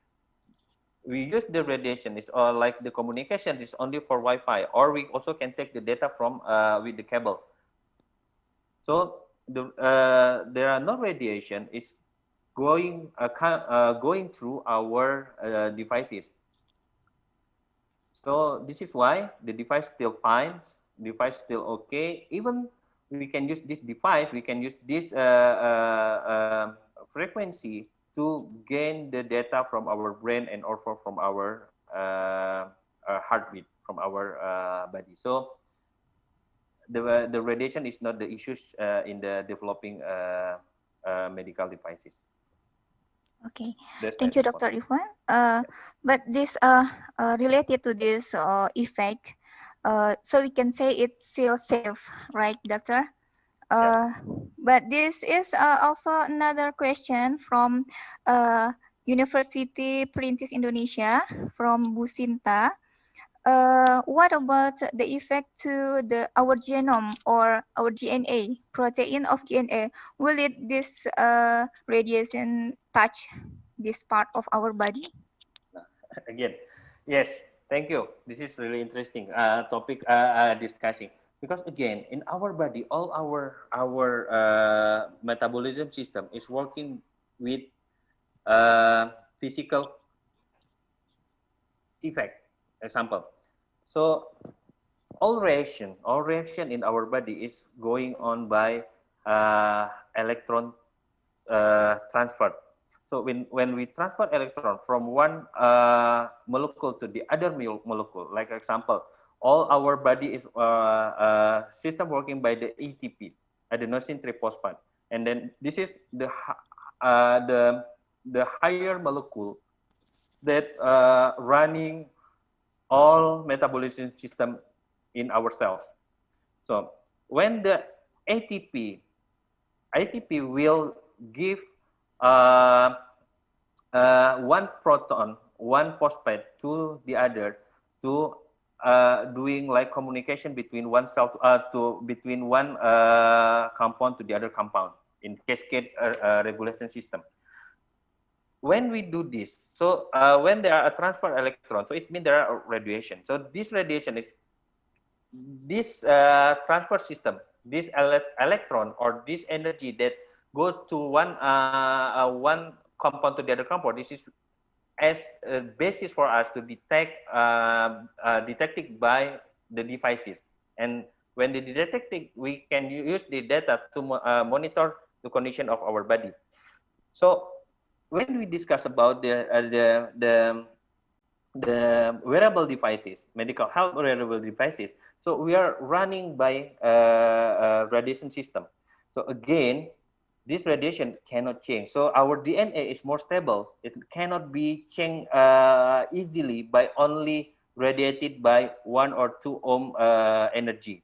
We need more energy for that, because all this biomolecule in our body is constructed by covalent bond. We know covalent bond is really a strong bond, like that can help all the molecule is stay or stick together. So, example, there are no evidence about the Wi-Fi. Some people think that Wi-Fi frequency can change of DNA, our DNA sequence. But again, that is not the issue, because when we need to chemical things to change the DNA or the nucleotide in our DNA from one base to another base. So until now, there's still safe things. But again, when we design new technology or new devices, so the safety of the user is become important things, because the idea is this medical device want to help the user, not to kill the users. That's my response. Thank you. Okay, thank you very much, Dr. Ikhwan. So I asked the question about this effect because I have so many questions related about this effect to our body. So we can make sure again to the audience here that this wearable device is much safer and related to the purpose is to make us much easier in the life and much healthier in the life. Okay. Well, I think that's all for our sessions, Dr. Ikhwan. So thank you so much to Dr. Ikhwan to share us this priceless information and knowledge, and be happy and stay healthy. Thank you so much, Ms. Nova, and I'm apologize if there is something that I cannot answer properly. Thank you so much. Thank you for the Thank you very opportunity. much. Welcome. Okay.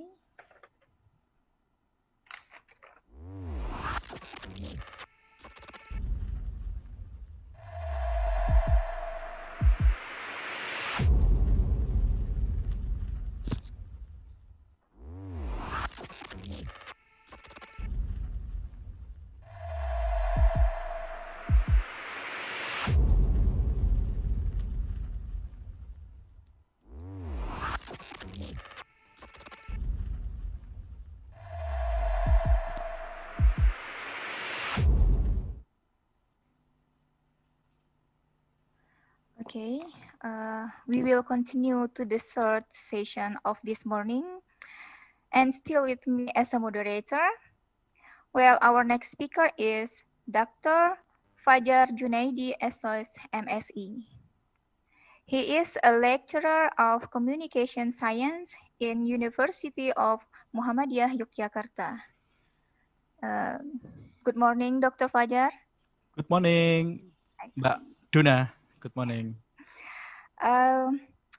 Dr. Fajar is an editor in many journals such as Aspicom and Communicator, and both are graded by Sinta II. And he is also a reviewer in the 15 journals. He is an author of the books about komunikasi and budaya sepak bola, komunikasi politik, manajemen media massa, etika komunikasi, and many others. This is so amazing, Dr. Fajar. Thank you so much, Mrs. Duna. And still with the same rule, we have 50 minutes in the sessions, including the discussion for the last 10 minutes. And now it's time for us to welcome our speaker, Dr. Fajar Junaidi, SOS MSE. The time is yours. Okay, thank you so much. Assalamualaikum warahmatullahi wabarakatuh. Bismillahirrahmanirrahim. Thank you to the Committee of International Conference from Universitas Perintis Indonesia, Universitas Muhammad Nasir, and Universitas Fort de Kock. Hope after pandemic I can come to Padang. Okay. Yes, Okay, when you come to Yogyakarta, please contact me and we can make a discussion nongkrong in coffee shop in Yogyakarta to make discussion to all participant in very wonderful, very interesting conference. Let me introduce myself. My name is Fajar Junaidi. My student usually call me Mas Jun. Mas Jun, okay, or Brother Jun, okay. And my activity is the lecture in Department of Communication, Universitas Muhammadiyah Yogyakarta, and Vice Deputy of Aspicom, Asosiasi Pendidikan Tinggi Ilmu Komunikasi. We have 3,050 members across the nation, communication department in Indonesia. Okay, I will share presentation about mapping social media for health communication. Okay, sorry. Okay, I have sent to the committee, and the committee can forward to the all participant my presentation. Okay, I think social media now is become the most important thing media. Okay, the difference between old media and the new media or social media in the old media one-way communication. Like when we watch television, okay, it's just about television is one-way communication. We cannot make a comment in television, okay? But when we watch streaming football, for example, because I am football fanatic, football fans, in streaming, we can make a comment. Okay, in social media, we can make a comment each other. We can reply, retweet, and other. Okay, so according Dennis McWile, the most characteristic of new media or social media is interactive. Okay, in communication means two-way communication. Okay, this is research in 2006. Okay, this is research in 2006. Look the research. The research predict about the media in 2020. Okay, I read this research in 2006. Okay, look the analog TV. Okay, as we know, in this year analog TV was end. Okay, there is no analog TV now. In next year, the Indonesian television industry will move to digital television. Okay, internet. I remember when I was become junior lecturer in Muhammadiyah University in Yogyakarta in 2003. Okay, when I want to browse in internet, I must come to the campus or come to the internet cafe. But now everywhere, Wi-Fi area, like we conduct now. Okay, we use digital. Okay, look about games. My son play game. Okay, almost children now play game in pandemic era. Okay, digital radio, for example Spotify or podcast. Look about the print media decline, and we know in this pandemic era, the newspaper and the magazine close their publication. Okay, next, the prediction happen now. Okay, this is my research with Master Filosa Gita Sukmono, published in journal Aspicom, the journal that published by the Aspicom organization. Okay, we conduct research about how university student behavior in searching and dissemination COVID-19 online information. And according our research, usually the university student in Yogyakarta, our research in Yogyakarta, they use media social for getting the new information about COVID-19 virus or COVID-19 pandemic too. Okay. It's about research from Statista.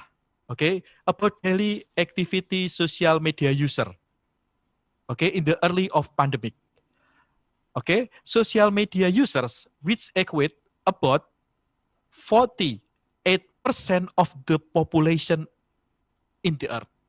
Okay, currently there are almost 4 billion social media user in the world. Okay, it's about the mapping by the research conducted by Pew Research Center in this year. Okay, about social media user. Usually, social media user is age between 18 until 29. Okay, the most. So we can look in Instagram. Usually, Instagram is the most popular platform for a university student, and TikTok is for the children. And we can see about Instagram Reel, the new facility, and we know that yesterday Twitter make official announcement that they stop fleet menu in the Twitter. Okay, so the competition in social media is very, very competitive between the platform. Okay, time spent on social per day. Okay, in the pandemic era, an average, okay, 2.5 hours per day is spent on social network and messaging. Okay, I think it's more than when we read the book or read journal, okay, watch television, listen to the radio, and other. Okay, it's about media consumption. And as we know, Facebook is the market leader in social media. So I think Facebook is a very useful platform for health communication, especially when our audience is above above 40 years, because usually the segmentation of Facebook user is above 40 years old. Facebook remains most widely used social media platform in the United States of America, in the US. Two-thirds of US adults no report of that they are Facebook user.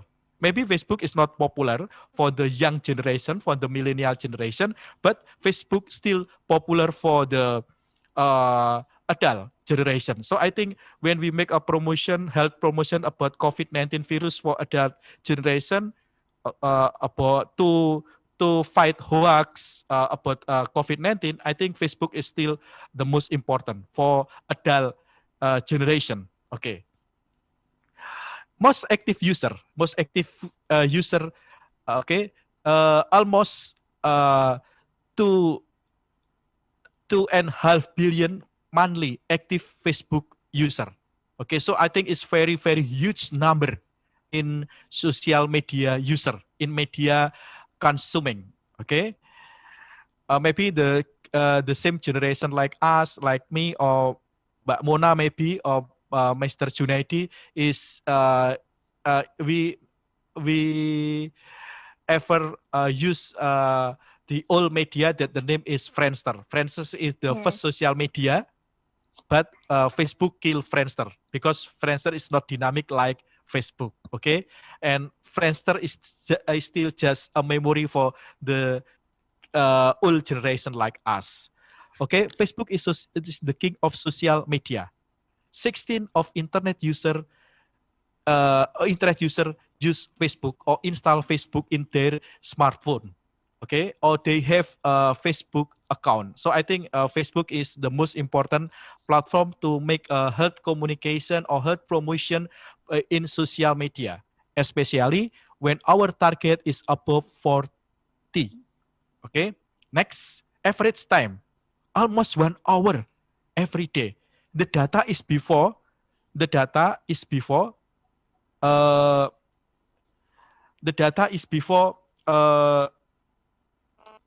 before pandemic. I think in the pandemic era, the data is above than its time.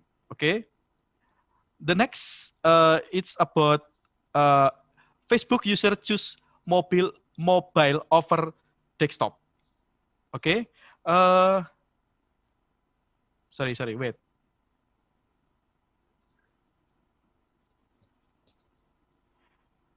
Okay.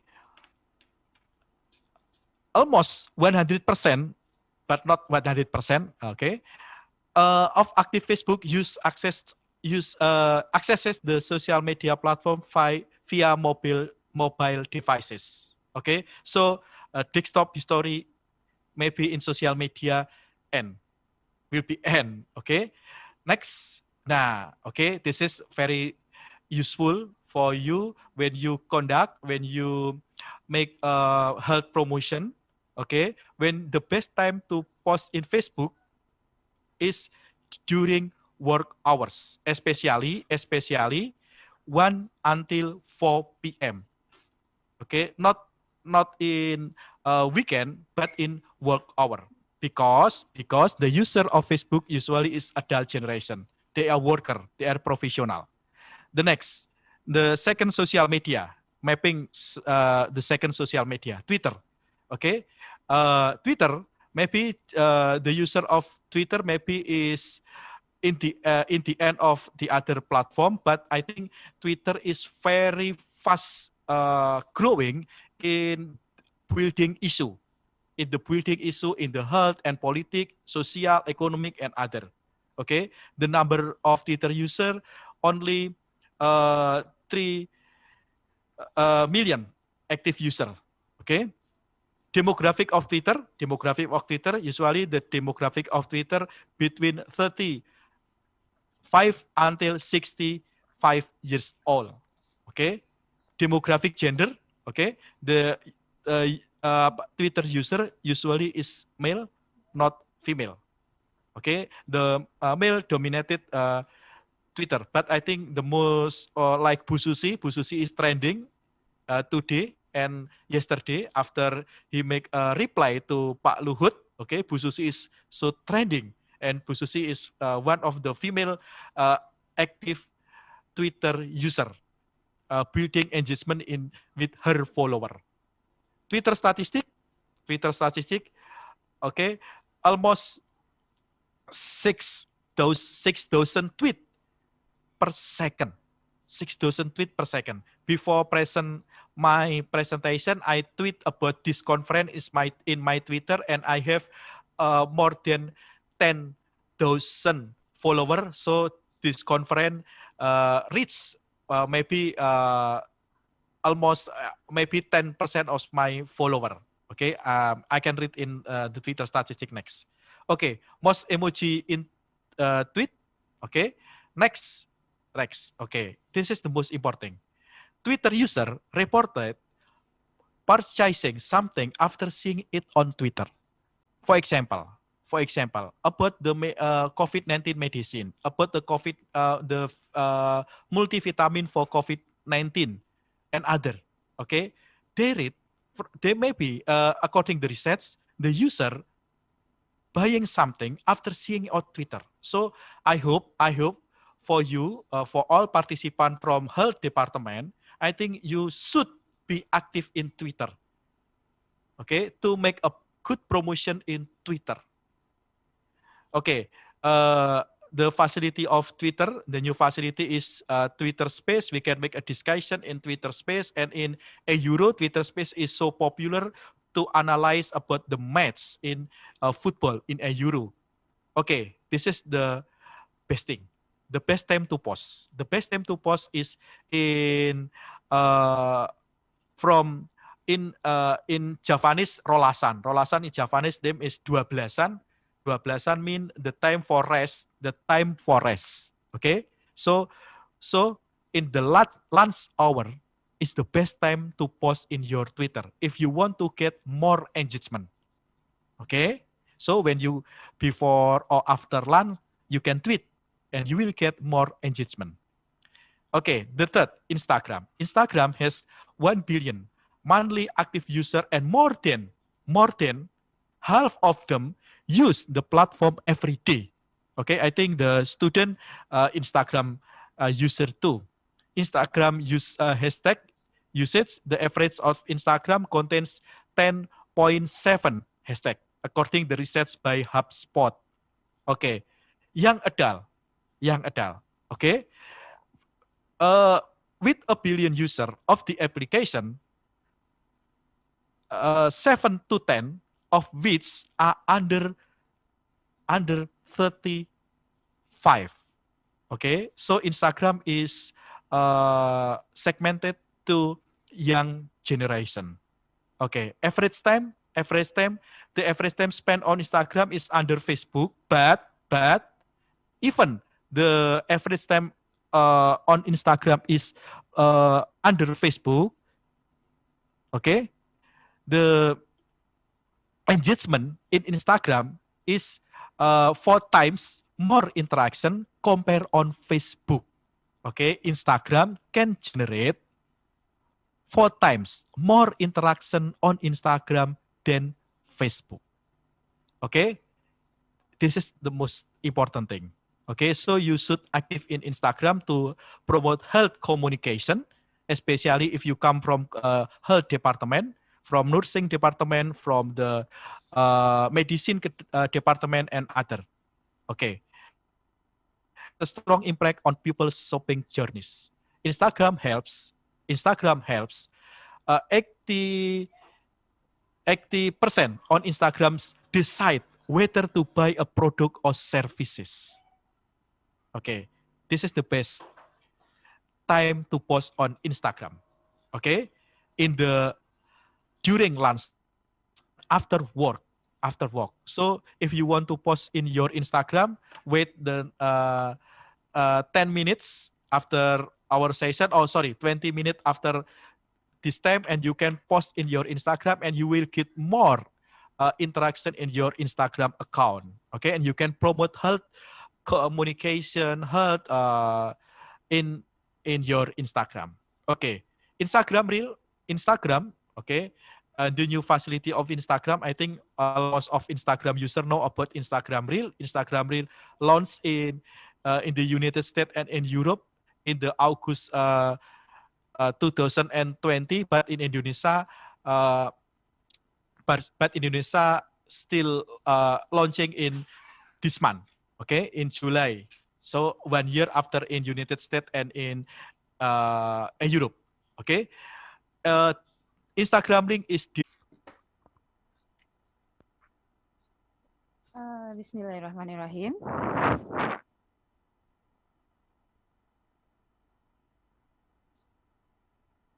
Assalamualaikum warahmatullahi wabarakatuh. I think not morning again. Good afternoon, ladies and gentlemen. The Honorable our speaker, Associate Professor Dr. Aisyah Saad Abdul Rahim and Dr. Rerum Naturalium Hani Kartini Agustar. I'm sorry, miss, correct me if I'm wrong. Spell your name. Welcome to Bukit Tinggi, and I hope you can enjoy in our nice city. And distinguished guests, and to all of audience, I'm happy to see you all, these fabulous participants, because I see there are 400 more participants, even though in the second days of seminar. Ladies and gentlemen, before we start, let me say Basmalah together. Bismillahirrahmanirrahim. Okay, I will introduce myself first. My name is Ade Sri Wahyuni. Just call me Ayu from the Muhammad Nasir University, Bukit Tinggi, the moderator of today's seminar. In this sessions, we have two speakers. The first speaker is Ms. Associate Professor Dr. Aisyah Saad Abdul Rahim, and the second is Dr. Rerum Naturalium Hani Kartini Agustar. And each speaker will speak in 15 minutes, and then we continue to the discussion sessions. Now, allow me to welcome the speaker. The first speaker is Associate Professor Dr. Aisyah Saad Abdul Rahim. She is from Malaysia. She is a great person and a lot of experience. She was graduated from Pharmacy Chemistry University of Nottingham, United Kingdom. She used to work as a consultant to Sarawak Biodiversity Center and also as a lecturer. Besides that, she is also a researcher. There are many research, publications, and books that have done. In 2016 until 2018, she got a research grant from Erasmus program of EU Commissions. And the most impressive, she was awarded as 14 key start remaining education awards, best paper presenter, and university's teaching excellence. And of course, this is not a first experience for her, because since 2019 until now, she have active as a trainer and speaker in Malaysia. So it's very nice to invite her to our seminar today, and we can get knowledge and experience from her. Okay, now let me invite Associate Professor Dr. Aisyah Saad Abdul Rahim. Time is yours. Thank you, Ms. Moderator. Thank you, Ms. Ayu. Let me share my screen.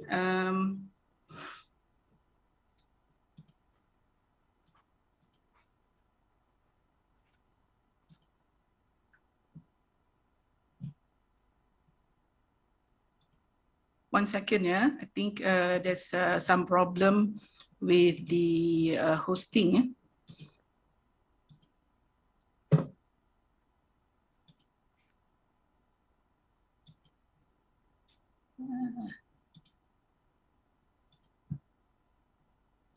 1 second. Sorry about that again.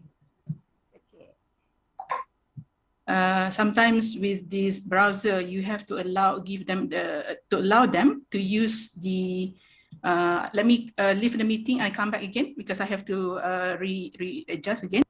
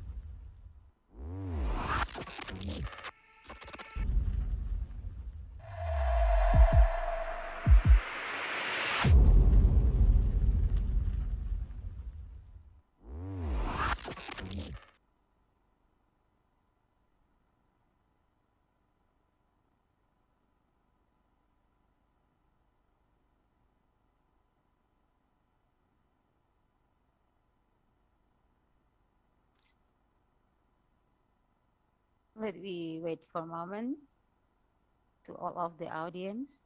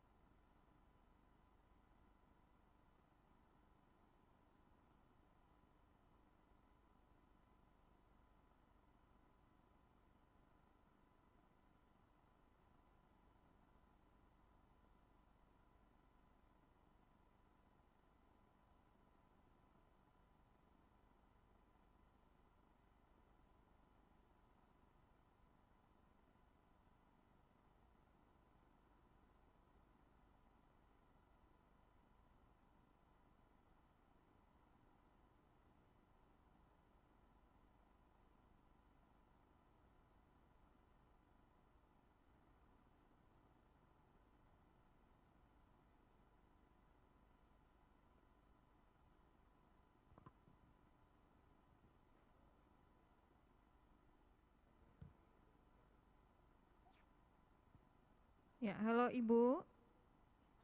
Ya. Ibu moderator izin narasumber kita suaranya. Boleh ke? Sudah. Okay. Boleh dengar ya semua? Okay. Saya minta maaf sebab tadi bila saya log out and come back again, the background's missing. Even though saya dah letak tadi ya. Tak apa. Saya diberi 15 minit untuk talk ini. Sebenarnya saya prepare talk ni untuk 40 minutes lah. Tapi tak apa, saya cuba fast forward as much as possible. So thank you again to Ms. Ayu as a moderator for the kind introduction. Thank you also extending your warm invitation to deliver this keynote talk at this conference.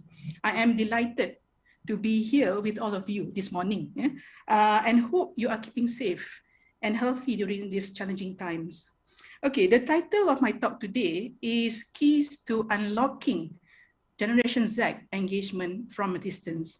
At the moment, we are still, fighting a very challenging times during this COVID-19 pandemic. So let me then introduce the talk first, the title, then I'll talk about the Generation Z. I'll give you an overview.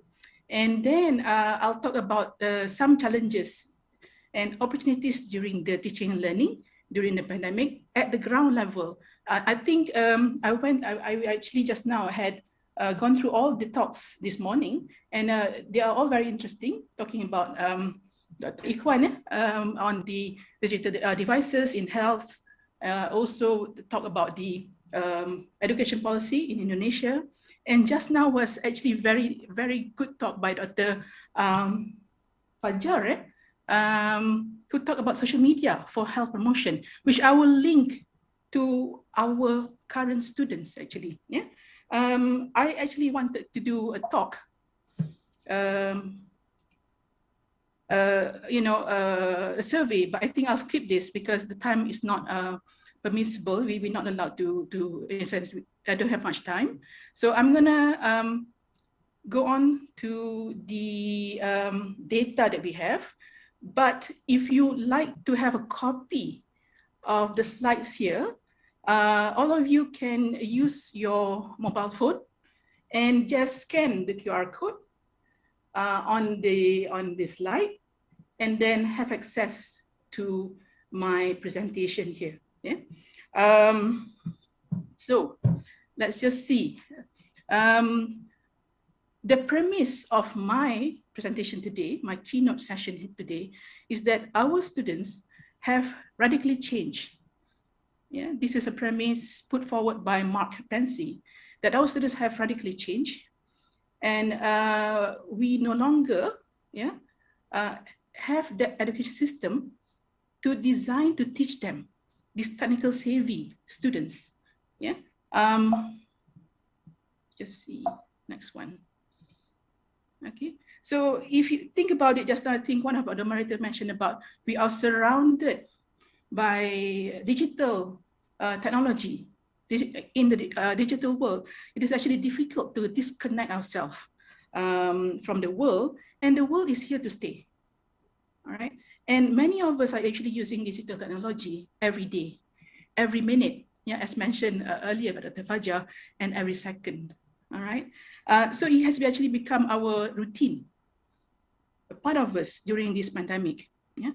But for educators and teachers during this pandemic, during this multiple prolonged lockdowns, yeah, and performing, working from home, performing teaching and learning from home, the question remains, yeah, how do we use digital technology in the context of teaching and learning, yeah, to create and sustain student engagement from afar, from a distance? I think that is always the question at the back of our mind as educators, as teachers. Yeah.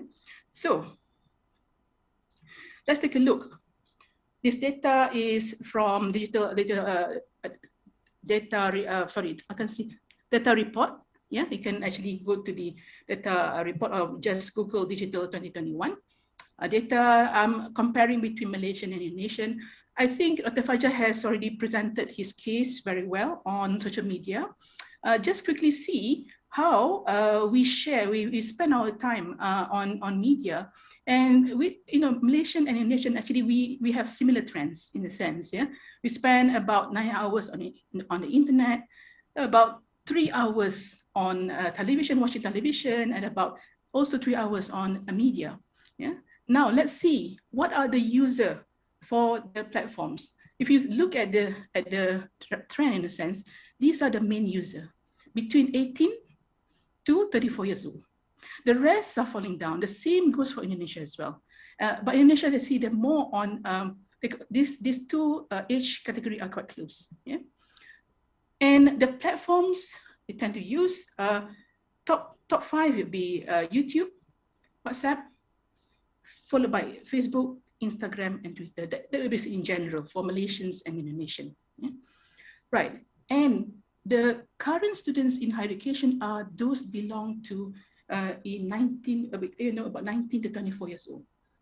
Right. So now, yeah, if you look at the generation across the pattern, you have boomers, you have silent, you have boomers, Generation X, millennials, and Gen Z.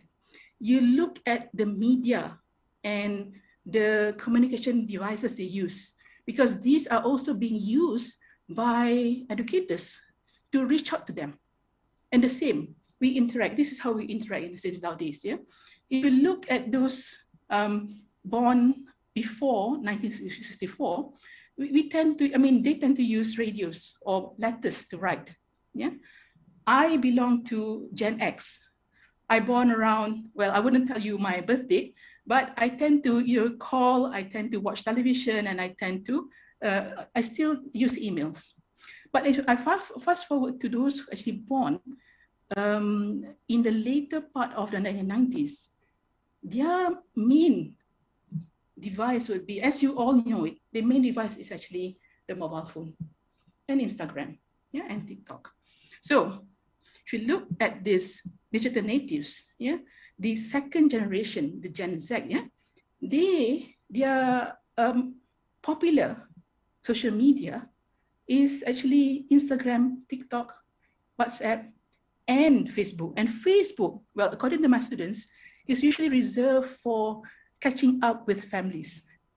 Yeah. So they would connect with your friends, your peers on Instagram, on TikTok. But if they want to catch up any news, about their relatives, they only then they'll, connect on the Facebook and start, scroll down and see what's happening. Yeah.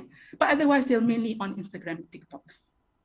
Right. So thanks also to social media, right, the content has reduced so much.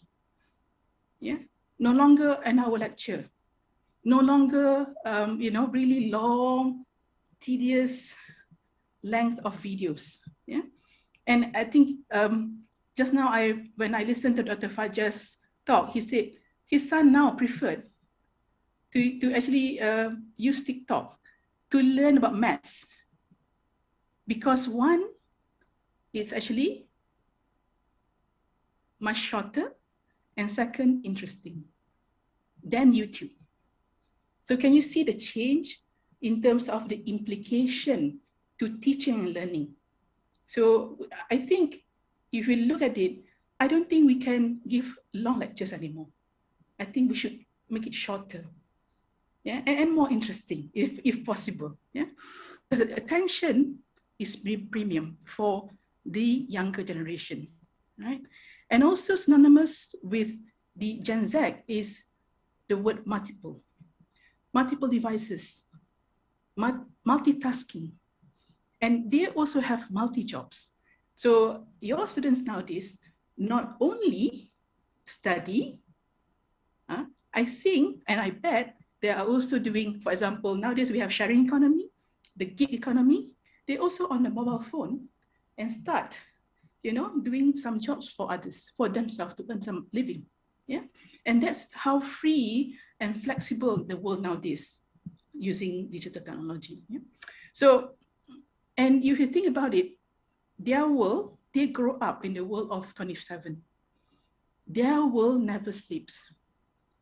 And if you do get, WhatsApp messages, I do get it sometimes at 3 o'clock in the morning, and the question they ask, wow, okay, what's the due date for the assignment? And you're like, come on, how can you, ask this question 3 o'clock in the morning? So you can see that's the generation gap again. Okay, so their world never sleeps. So if I were you, I just simply reply, say a certain date, and tomorrow I will inform them that my office hours is between 9 to 6. You need to set the boundary, let them know, and they will respect that.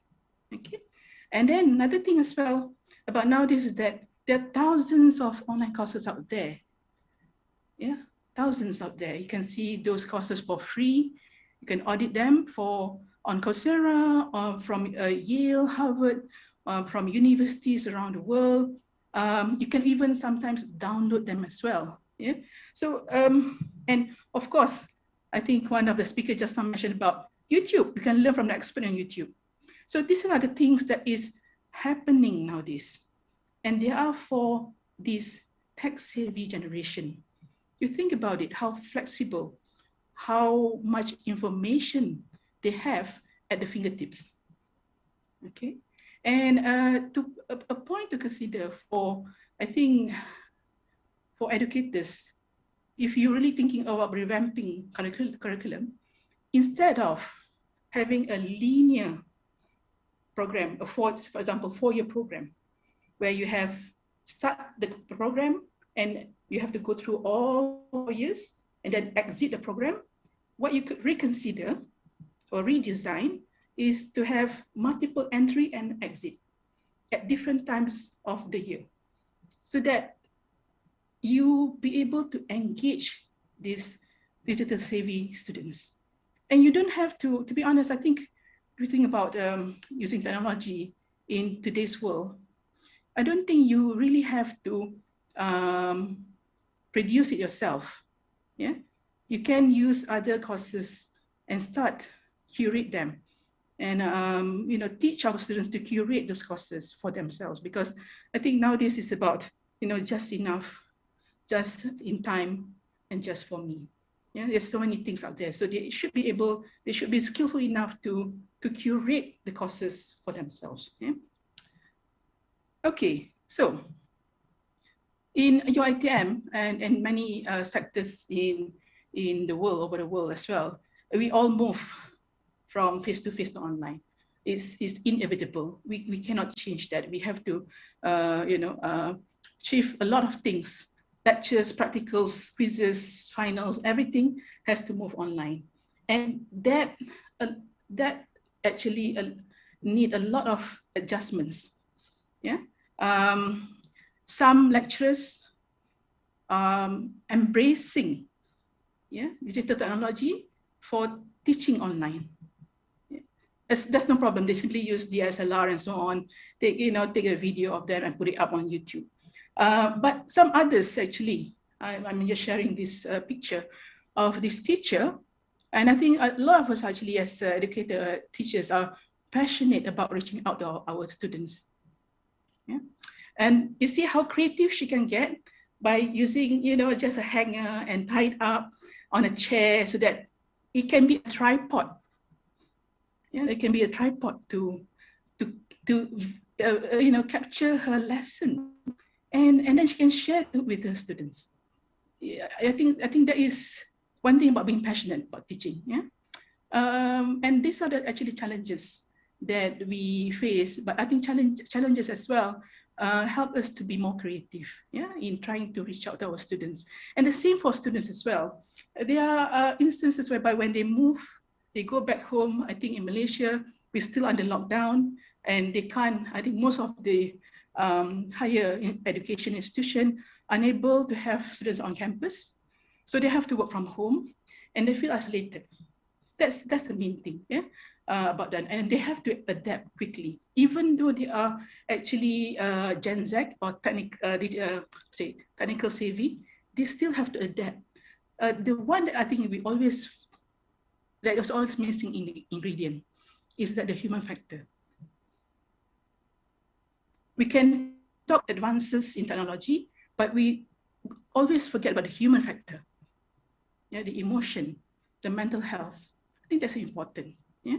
So, and I just like to share this quote that when you face difficult times, know that the challenges are not sent to destroy you, but to promote, increase, and strengthen you. And we pray that to give to Allah, that to give our strength and wisdom to get through these challenging times. Yeah, inshallah. Right. So me as an educator, I like to think in terms of going beyond lectures. As I mentioned earlier, that students are changing the way they behave, the way they look at things. Yeah. If you want to scan about interactive lecture, you can just scan that and you can see the video of a session I had earlier this year. Interactive lecture is one technique you can use to interact with students who are already, as mentioned by earlier speakers, the new media is the interactive media. They're used to it. But if you have only live lecture on one way like this, a monologue, it won't be fun for them. All right. So I like to redesign things, because I feel that when I do certain things, especially using digital technology, they respond very well.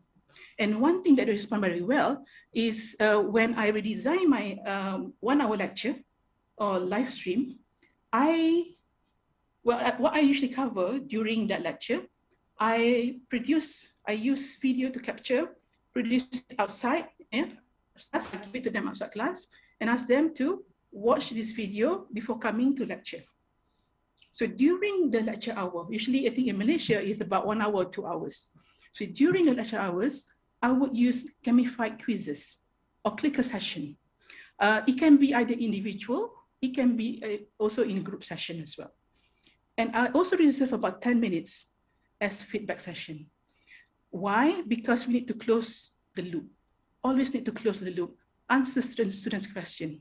When you give this way, they'll be very happy. Let me just share you a video. This is before COVID. Yeah?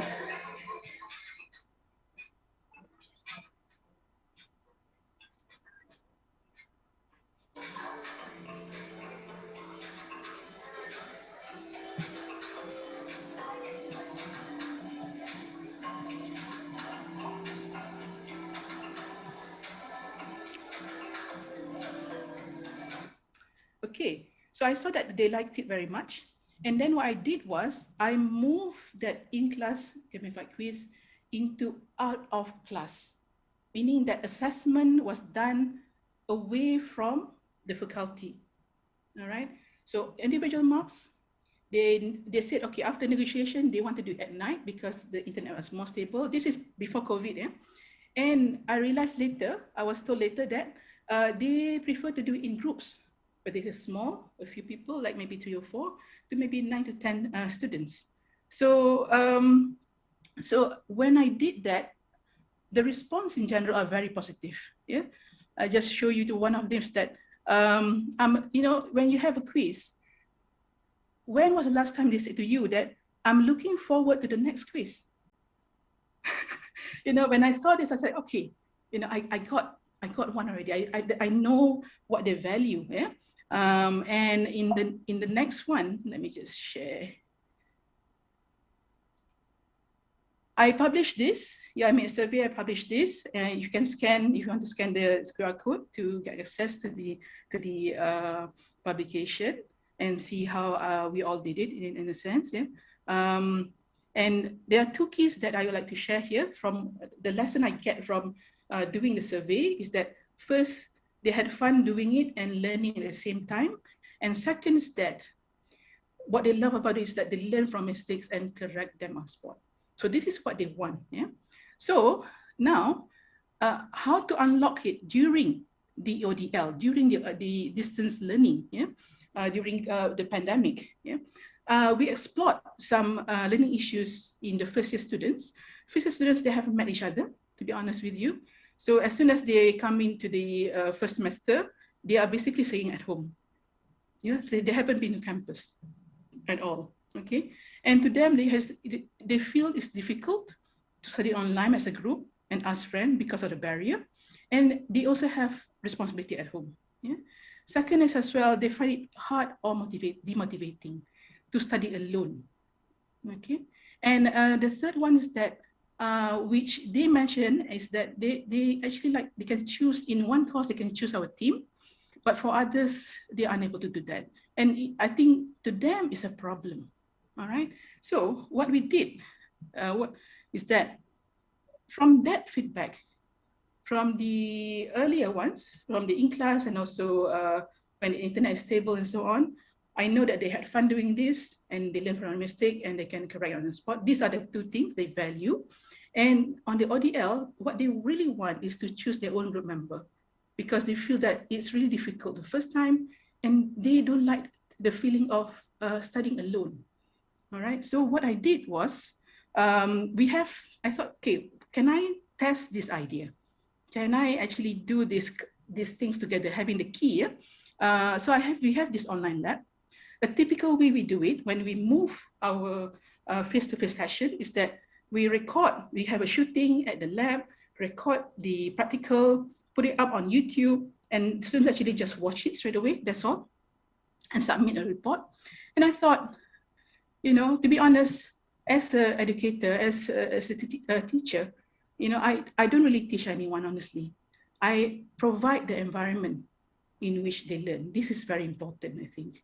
point in case. Yeah. So I thought, why don't I create a virtual collaborative lab for my students? Yeah. I created this in Canva using Bitmoji and so on. And the YouTube link is put it here. All right, let's watch it in YouTube quickly. You can see that they can work together.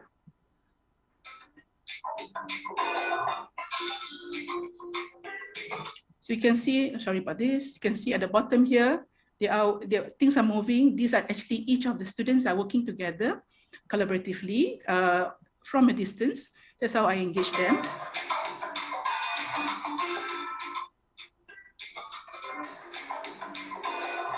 So what I did was that I put that Canva, lab scene on Miro, and I used his WebEx breakout room to make them work together. And they can choose their group member, and they're able to work very collaboratively online actually. And I'm honestly very happy to see them doing that. Yeah, and I can give feedback on the platform, on Miro, and also on WebEx. And I think they really appreciate that. Yeah? Okay, so just finish, moving on. So also using Canva, you can add on links and so on here. If you want to see this one, you can actually just scan on the QR code. And at the end of the lab session, they simply go to this arrow. We can submit the lab report. Yeah. So that's, I think, quite different, quite nice. And you can watch the lab again here, which is embedded on Canva. Yeah? All right. So wrapping up. Yeah. Really fast forward. Okay. So first, you need to know, as a conclusion, you need to know who are your students, yeah, and ask them, and be willing to listen. That is, I think, the key to everything in what we do, whether it's face to face or whether from a distance. With that knowledge we have, yeah, the information from the students, we can then find suitable pedagogical strategy, tools, and platforms to foster active collaboration from a distance. That's how you engage them, yeah, together. And I would suggest, if you like to think about it, is that you can consider using, transform your live lecture, whether in Google Meet or whether on WebEx or even Zoom. I think Zoom has a good capability into collaborative learning strategies. Use Think Pair Share, Jigsaw, PBL, or TBL. That'd be good, yeah? All right. Moving on, yeah, as a way forward, and I think if you think about this, skills, top 10 skills published by the World Economic Forum in 2025. 2025 would be the year where the Gen Z would enter the workforce. If you think about it, the skills needed here are mostly thinking skills, analytical, innovation, active learning strategies. Remember, I said there are thousands of online courses available.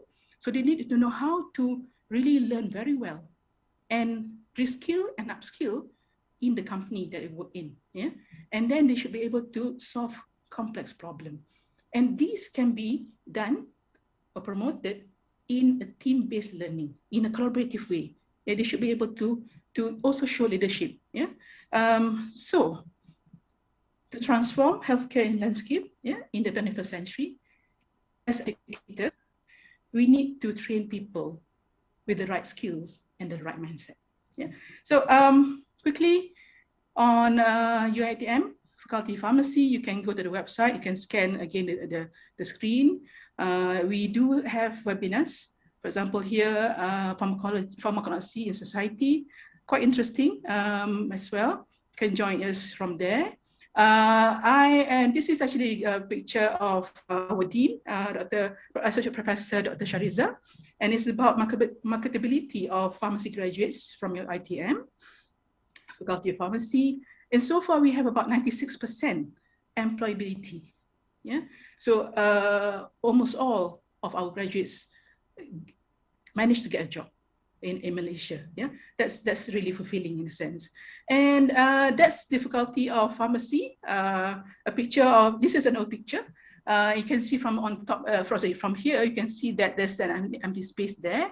But if you fast forward to 2021, the empty space now is occupied by Faculty of Accountancy and Hotel UiTM. So next time you come to Malaysia, I actually had a look as well on how would actually take from Universitas Perintis Indonesia to UiTM Puncak Alam. It says that it takes about 20 hours, but I think later when I checked again, you have a few routes there to Medan or then to KLIA, or either to Jakarta onwards to Singapore and to KLIA, and you can then make your way to Puncak Alam. Yeah, but I'd like to leave you with this. Yeah, so try to make it happen. Yeah, so dream big, work hard, and make it happen. Thank you very much to the organizing committee and for having me, and thank you for the kind attention. Thank you.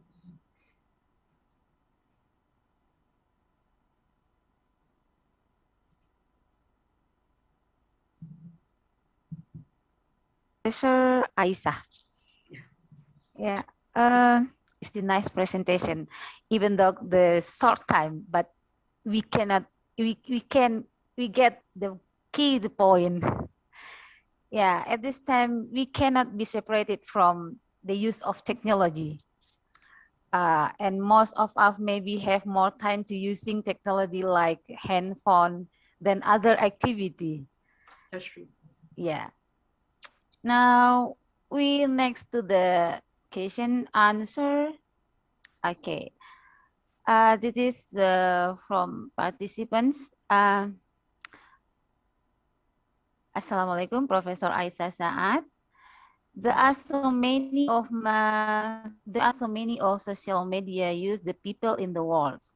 Indonesian more use Facebook, and Malaysia more interested YouTube. Maybe Japanese people dislike use FB. My question is why each country occur different in using social media if we analyze by sociological perspective? Okay. Why?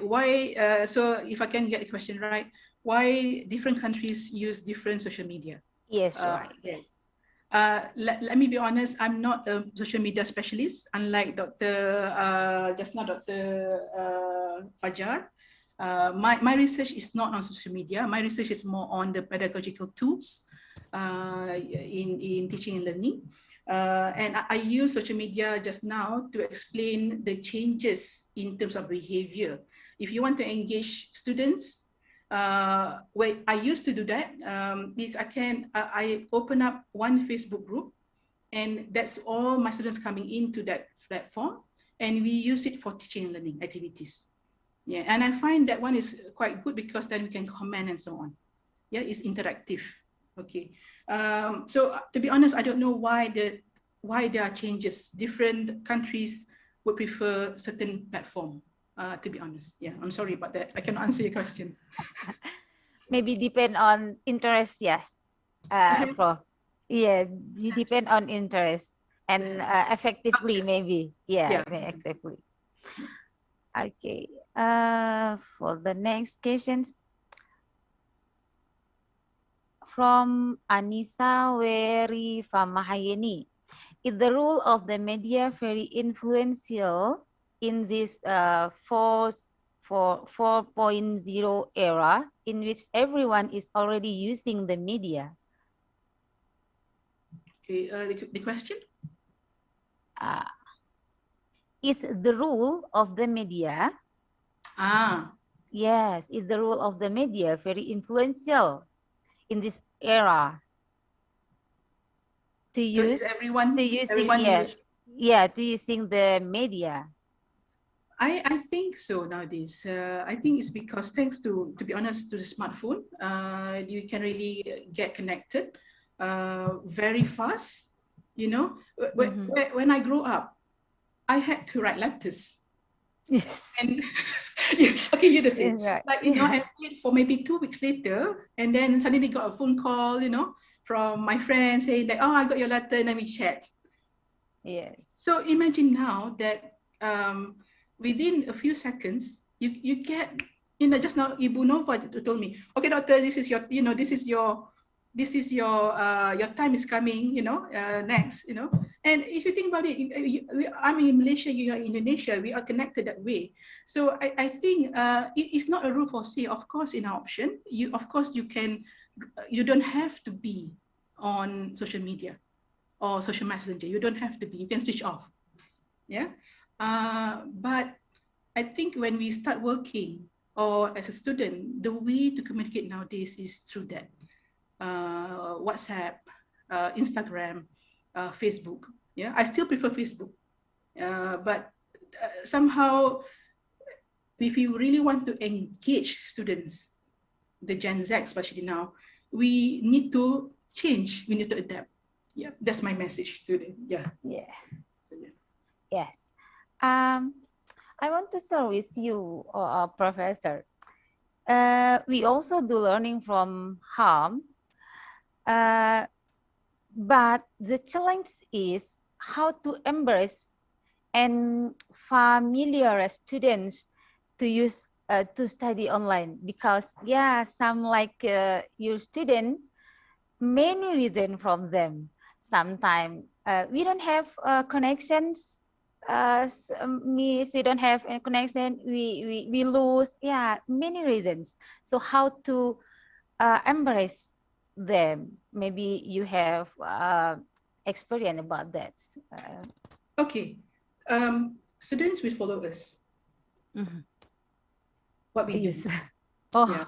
So if we don't embrace, if we don't really embrace social media or digital technologies, meaning they will just continue using WhatsApp and so on with themselves only, because the excuse is that our lecturers don't use it. So yeah, but if we open up, if we start, you don't have to start big. You don't have to use a lot of things.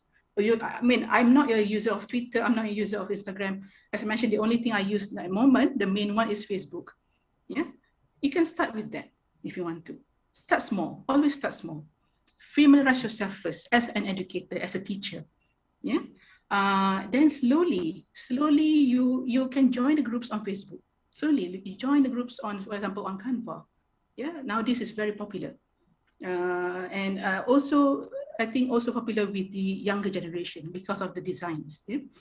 And then slowly use that in your classroom, use that in your live lecture. And they will say, oh, wow, that's a new method.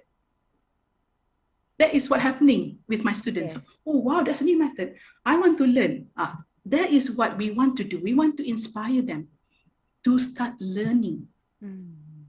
Yeah. As I said earlier, I cannot teach everything. And now these students are digital savvy. They learn on their own. They can just simply go to YouTube and learn from the experts on YouTube. Yeah. So our role here is to inspire them. And they will go and learn, honestly. They will go and learn. But at the same time, we do need to guide them once in a while. Yeah. Okay. So when coming back to my, what is that? When students see you using those technology, slowly you start with yourself, then you start with some of your colleagues. Just 2 or 3 will be enough for a start. They will then start also, familiarize and say, and they will say to lecturers, lecturer A uses Padlet, for example. Can we do that? They will start suggesting to the lecturers, once they see that they like the platform. Yeah. So just you can see slowly. It's always a slow growth. Yeah. But once it's there, I think maybe as a faculty, you can consider like maybe 2 or 3 first. 2 or 3 technology first. Maybe Padlet, Canva, for example. What would be a nice one, I think? Wakelet, for example. Just use that.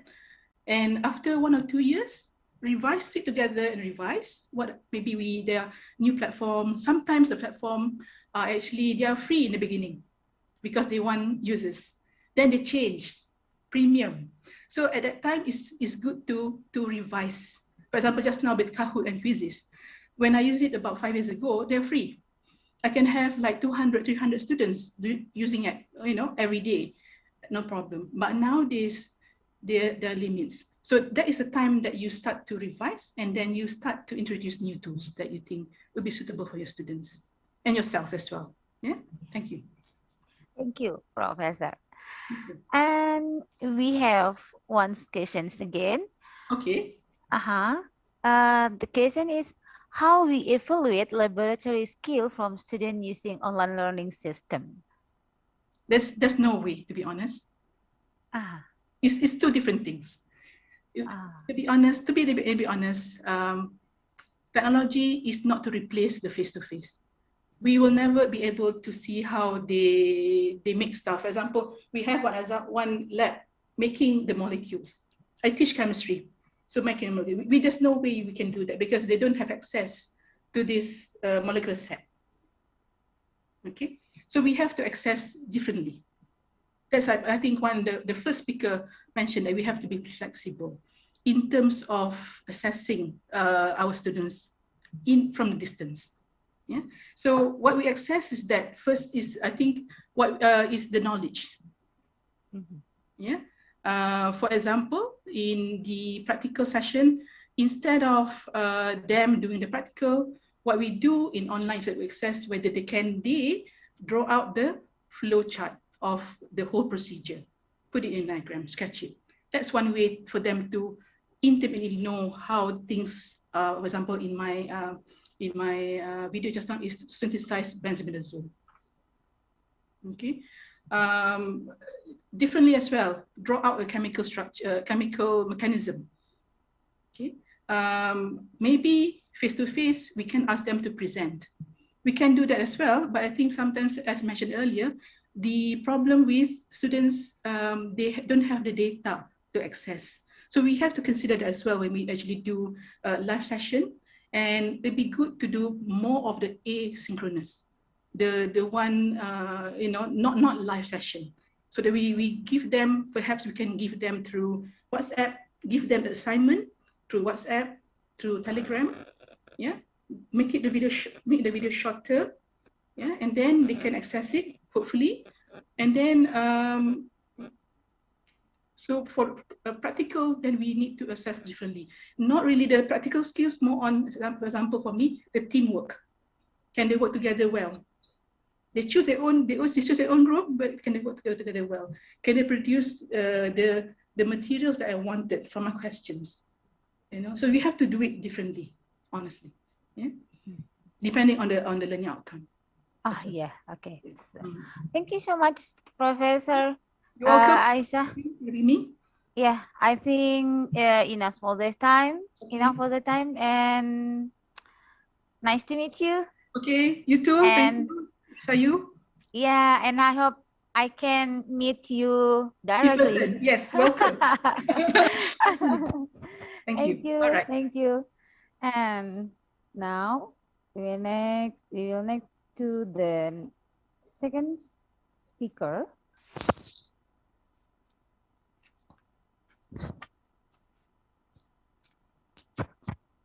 Now we continue to the next speaker is Dr. Rerum Naturalium Hani Kartini Agustar. She is also from Malaysia. She graduated PhD from University Heidelberg.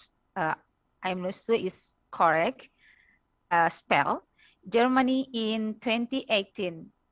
She is a lecturer and researcher in University Kebangsaan Malaysia, UKM.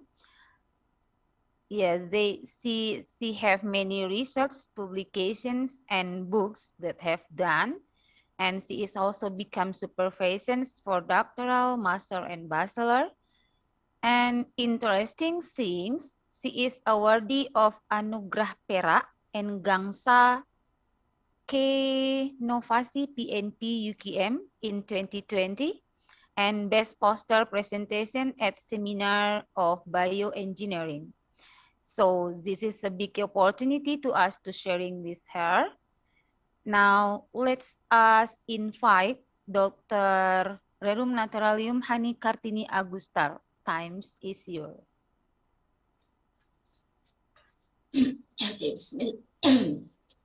Okay, Bismillahirrahmanirrahim. Assalamualaikum warahmatullahi wabarakatuh, and a very good afternoon. Okay.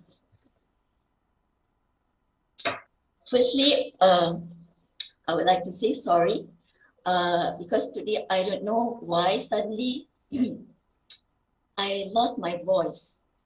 So it's yeah, I really hope that everyone can hear and understand what I want to say. Yes, it's okay. Okay, all right. So thank you very much, Sri Wahini, for your introduction of myself. And also thank you so much for the invitation, especially to the organizing committee and to my friend, Dr. Ikhwan. So Dr. Ikhwan is my friend. So we did our PhD in Heidelberg, Germany during our postgrad years. So thank you again, Dr. Ikhwan, for this talk today. And also, I'm also happy to listen to the previous speaker from Dr. Ikhwan, Dr. Fajar, Dr. Aisha. And it's a very interesting information for me. And I also learned something from the talk. Okay. I hope everyone is doing fine, since we in Malaysia now we are facing a very hard problem with the pandemic. So we are having a total lockdown for I don't know how many weeks already. So I hope everyone is healthy and take good care of yourself, right? Okay. Anyway, I miss Indonesia because my hometown is in Payakumbuh. So it has, I think since the pandemic, we could not go back, and so we just communicate through WhatsApp, with our families over there. So I hope this pandemic will be over and we will live a normal life after this. Okay, so maybe I will share my slide presentation. So my slides will be a very conventional slide, like the always of presentation, for a lecture in my class. It's very different from Dr. Aisha and previous speakers, where it's more interactive and more interesting. So please bear with me, but I hope the content is useful and has benefit for everybody.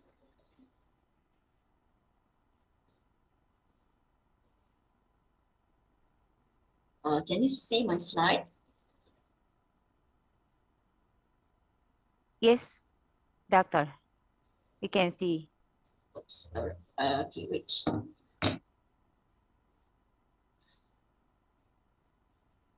That's already the end of the slide. Okay.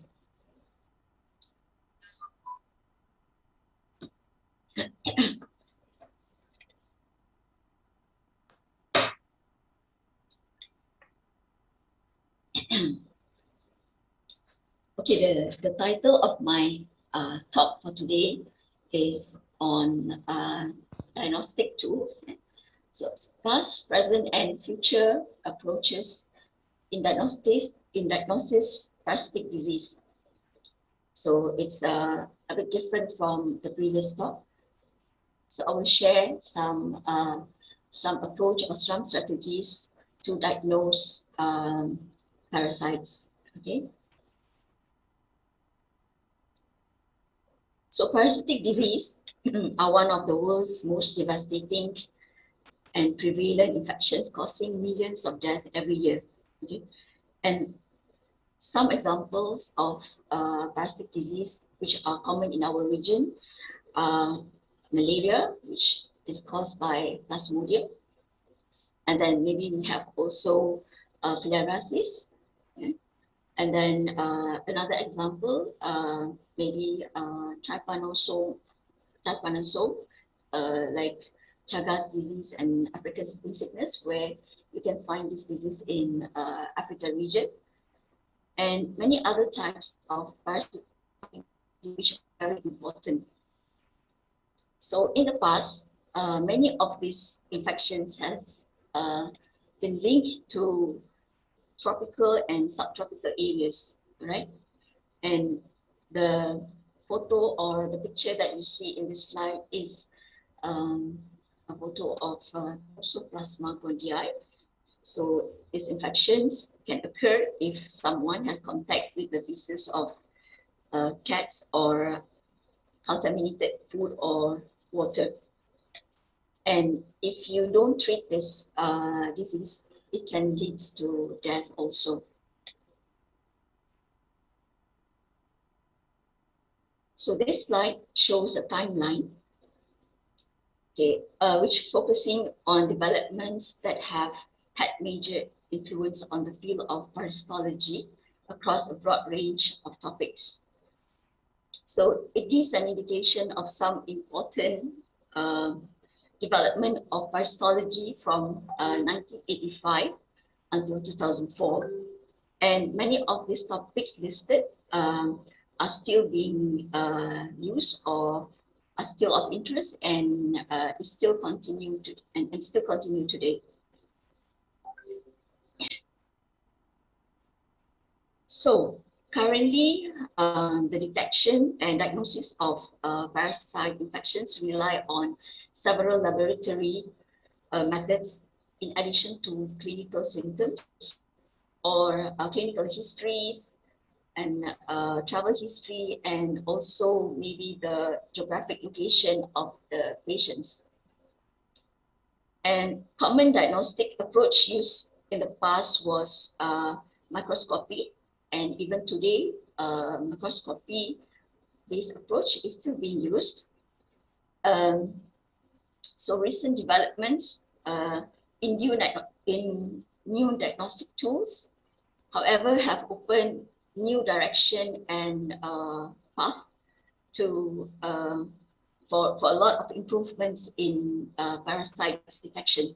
So today I will be discussing on several types of approaches in detecting parasites. So besides microscopy, we have also serology-based assay or protein-based approach. And then we have also molecular-based approach. And lastly is the proteomic technology. So firstly, for serology-based assay, for example, like fast ELISA, dot ELISA, rapid antigen detection system, and luciferase purification system. So this approach, they are highly specific and sensitive. Okay. And then the next approach is a molecular-based approach. For example, the normal common PCR that we normally use. And then we also have real-time polymerase chain reaction, RT-PCR. We have also LAMP, which is called loop-mediated isothermal amplification, and Luminex. So these methods, they have shown high potential for use in parasite diagnosis with increased specificity and also sensitivity.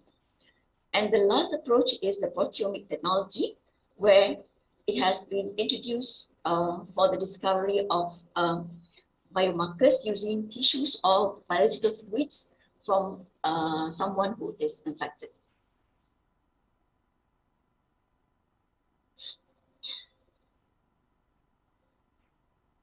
So in this table, you can see these are different types of diagnostics to detect intestinal parasites. So for example, let's say you are working with helminths such as Cystosoma species or Taeniosolium atau cacing pita. Okay? So there are, you can use all this approach based on the facilities you have, based also on the budget you have and the time that you have. So for example, like Cystosoma species, you can use the microscopy base using cut-to-cut technique, or you can also choose serology by using ELISA or dipstick, and you can also choose molecular base either using PCR or multiplex PCR, and lastly, the most advanced is the proteomic approach using LCMS-MS. So for LCMS-MS, this is something which is very high technology and advanced, and I'm not sure whether all labs will have this type of instruments. Okay, so the most common is microscopy or PCR and ELISA. All right. So, and maybe another example is to detect Giardia lamblia. Giardia lamblia is a waterborne disease. So another type of microscopy technique is using trichome staining, where you have to use sedimentation techniques. And you can also choose the other two approach, either serology or molecular-based approach. So here are some of the parasites where you cannot see using your naked eyes. You only can see them under a microscope or an advanced microscope, research microscope.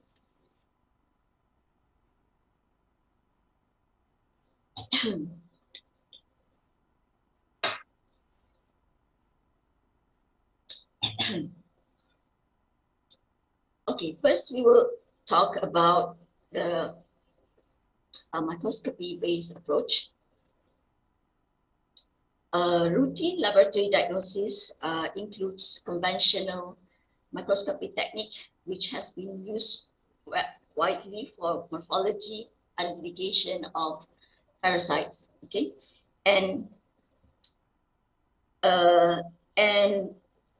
why we choose microscopy? Because it requires inexpensive reagents or dyes, and you only need microscope. Okay, so if you do not have a lot of budget to run research, but you have a microscope in the lab, if you have some dyes and slides, it's possible for you to see something under the microscope. Okay.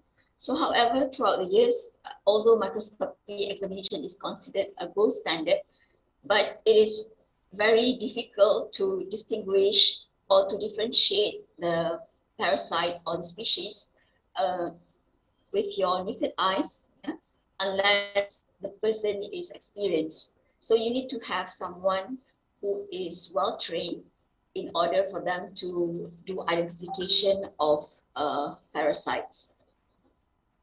For example, like Entamoeba stolytica and Entamoeba dispar, if you look under the microscope, the morphology will look very similar. So for those who is not trained in this field, when they see the slide, they might think it's either Histolytica or it's Entamoeba dispar. So despite some of these drawbacks, so there are some improvements in microscopy where they have techniques such as formalin ether sedimentation or trichome staining and Ziehl-Neelsen to be applied together.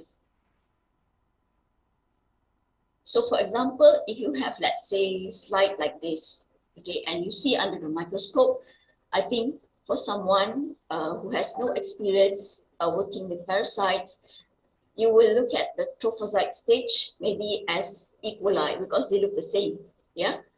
And even also for the cysts for Entamoeba stolytica or Entamoeba dispar, they look similar to E. coli or Entamoeba hartmanni.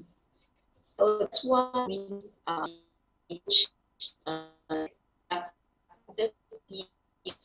because of its sensitivity, but limited studies have been conducted to analyze their reproducibility. So in the market, there are many types of kits or commercial kits to identify parasite. For example, if you want to detect Giardia and Cryptosporidium, so You can use this FITC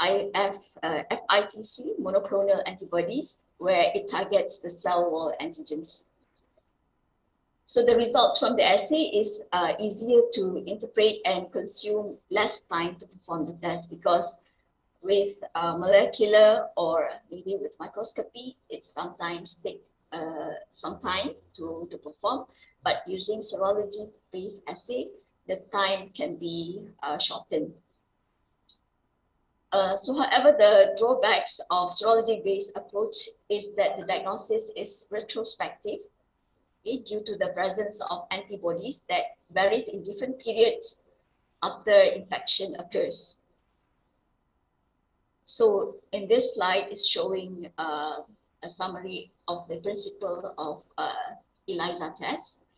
So the ELISA test, it uses the component of immune system to detect immune response against pathogens. So it involves antigen, antibody, and also enzyme to detect specific immune response. Okay, so these antigens, they are attached to polystyrene microtiter plate surface, and a specific antibody is applied over the surface to bind the antigen.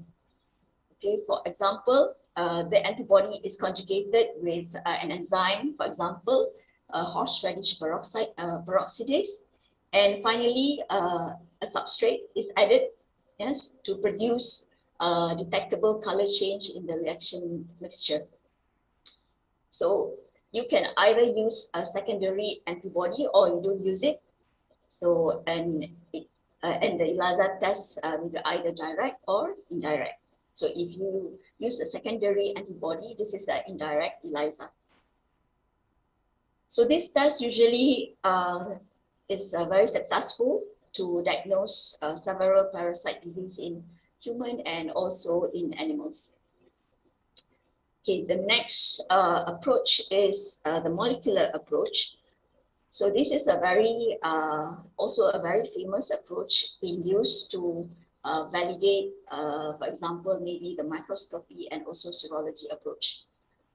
So I'm sure most of you who has done some research with disease, we have this method called polymerase chain reaction method. So it is a very important tool in identifying parasites. So PCR, it offers greater sensitivity and also specificity in comparison to the current diagnostic examinations. Yeah? So with the advancement of technology, traditional PCR has evolved to several types of PCR. For example, we have nested PCR, we have multiplex PCR and real-time PCR. So these are more advanced and it's more sensitive, and even you can also quantify the concentration of the DNA that you are studying. So for multiplex real-time PCR assay used to detect Enterobius stylitica or Giardia, so was reported to be comparable to microscopy and allows to detect multiple sequence simultaneously. That means you can run the tests at one time. If let's say you have several, maybe several pathogens in one sample, so this can be conducted. And nested PCR has been shown that 100% of sensitivity and specificity for the detection of Thalassoium by targeting the gene of TS031. So in this slide is showing how PCR is conducted.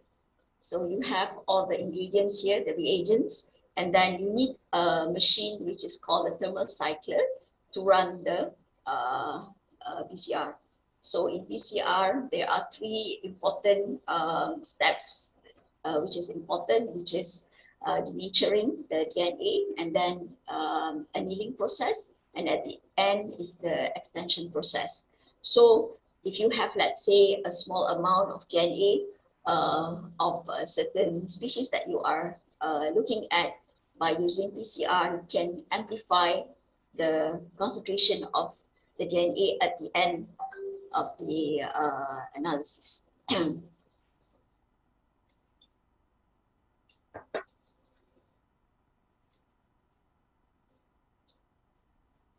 So the next technique, which is also belong to this approach, is RFLP, restriction fragment length polymorphism. So this is also very common in diagnosing parasites such as Toxoplasma gondii. So the technique is based on the digestion of the PCR product by restriction enzyme. And then it is also proven that by using this approach or this technique, you can study, let's say, microbial samples from the environmental sample, because it is able to detect multiple genotypes from one sample. It is a very long procedure, or it has several steps. And one of the steps includes southern blotting techniques. And at the end, you will have to develop an X-ray film where you can see the pattern bands, which is known the DNA fingerprint. So besides the PCR-based method, which I have explained just now, so there are also other amplification techniques that has been developed. For example, LAMP, okay, loop-mediated isothermal amplification, where for LAMP, you don't need a thermal cycler, and you just need a water bath, and the temperature used is constant, where in PCR, you will use several temperature during the settings.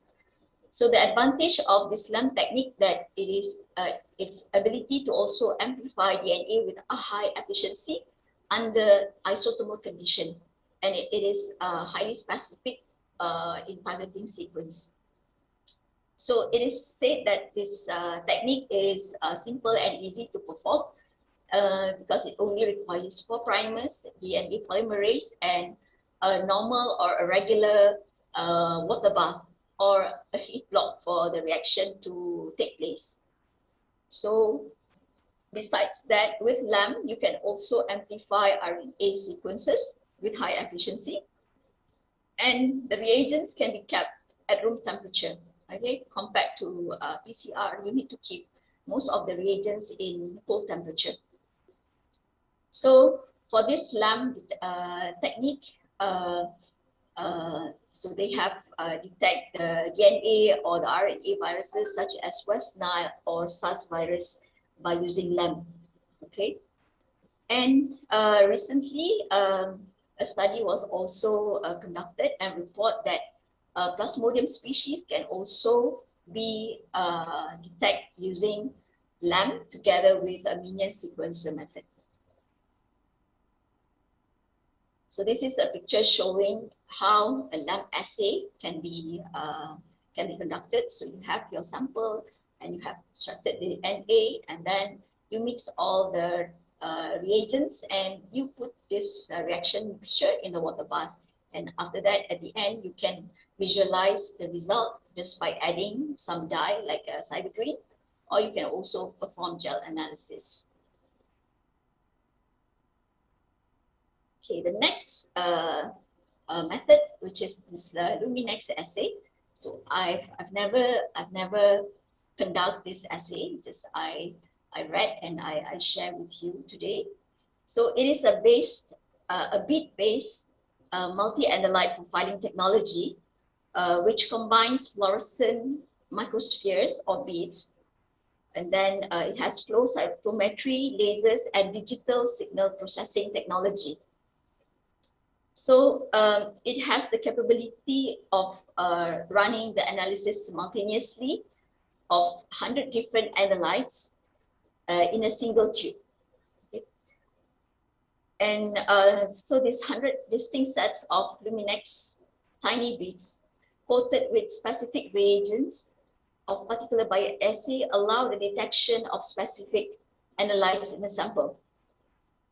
Okay, so in Luminex compact analyzer, lasers excite the internal dyes and identify each microsphere beads. So this is a more advanced technology that can be used to detect biological samples. Okay, this timeline is showing the progression of molecular technology applied to a field of parasitology, where techniques such as PCR, RFLP, RAPD, or AFLP has been introduced since 1990s, and it evolves throughout the years. And then we have real-time PCR, and then we have LAMP introduced in 2003, and the most recent is this digital PCR. It was introduced it's being used extensively in 2016. So I've never also used digital PCR. I'm still around here, I'm still using the most common, the conventional techniques. So a little bit about digital PCR, which I would like to share with everyone. So for the past few decades, nucleic acid-based molecular methods have been developed for diagnosis of parasitic infections. So the advantage of these methods are numerous. Of course, it has increased the sensitivity and also the sensitivity, the specificity of the techniques, and a more simple or simpler standardization of the procedures. Okay, so as I have mentioned just now, there are already a lot of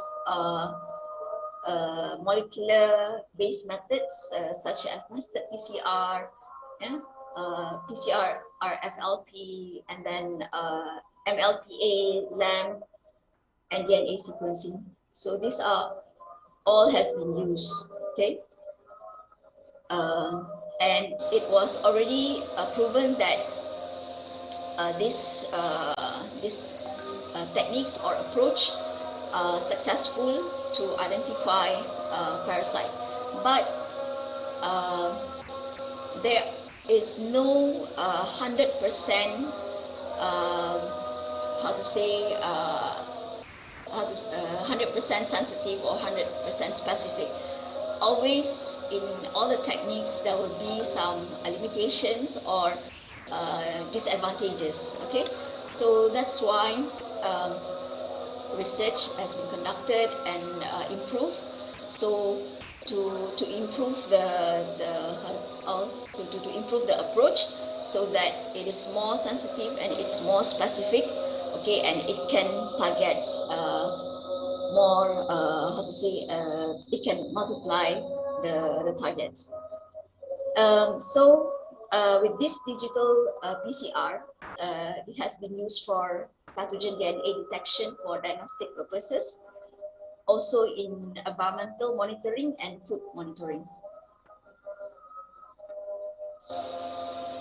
So for digital PCR, it can also use for nucleic acid quantitation. Okay, so you can also quantify the DNA, and there are several platforms has been developed. For example, like microfluidic, chamber-based, microwell chip-based, droplet-based, and also microchannel and droplet-based crystal digital. So these are the platforms that is used together in a digital PCR. So briefly, the principle of this digital PCR, it will amplify a single DNA template from a very diluted sample.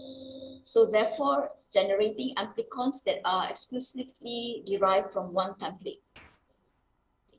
So the difference between real-time PCR, where it produces an exponential signal, in digital PCR, it generates linear digital signals, allowing quantitative analysis of the PCR product. So detecting very rare mutations with unprecedented precision and sensitivity. So digital PCR can be considered as a new technology in this field, with a current increasing interest in its potential for clinical diagnosis and also screening. And this table shows some characteristics of digital PCR, some of its advantages and disadvantages. So one of the advantages by using digital PCR is you don't need to have a standard curve. Okay, while maybe in real-time PCR,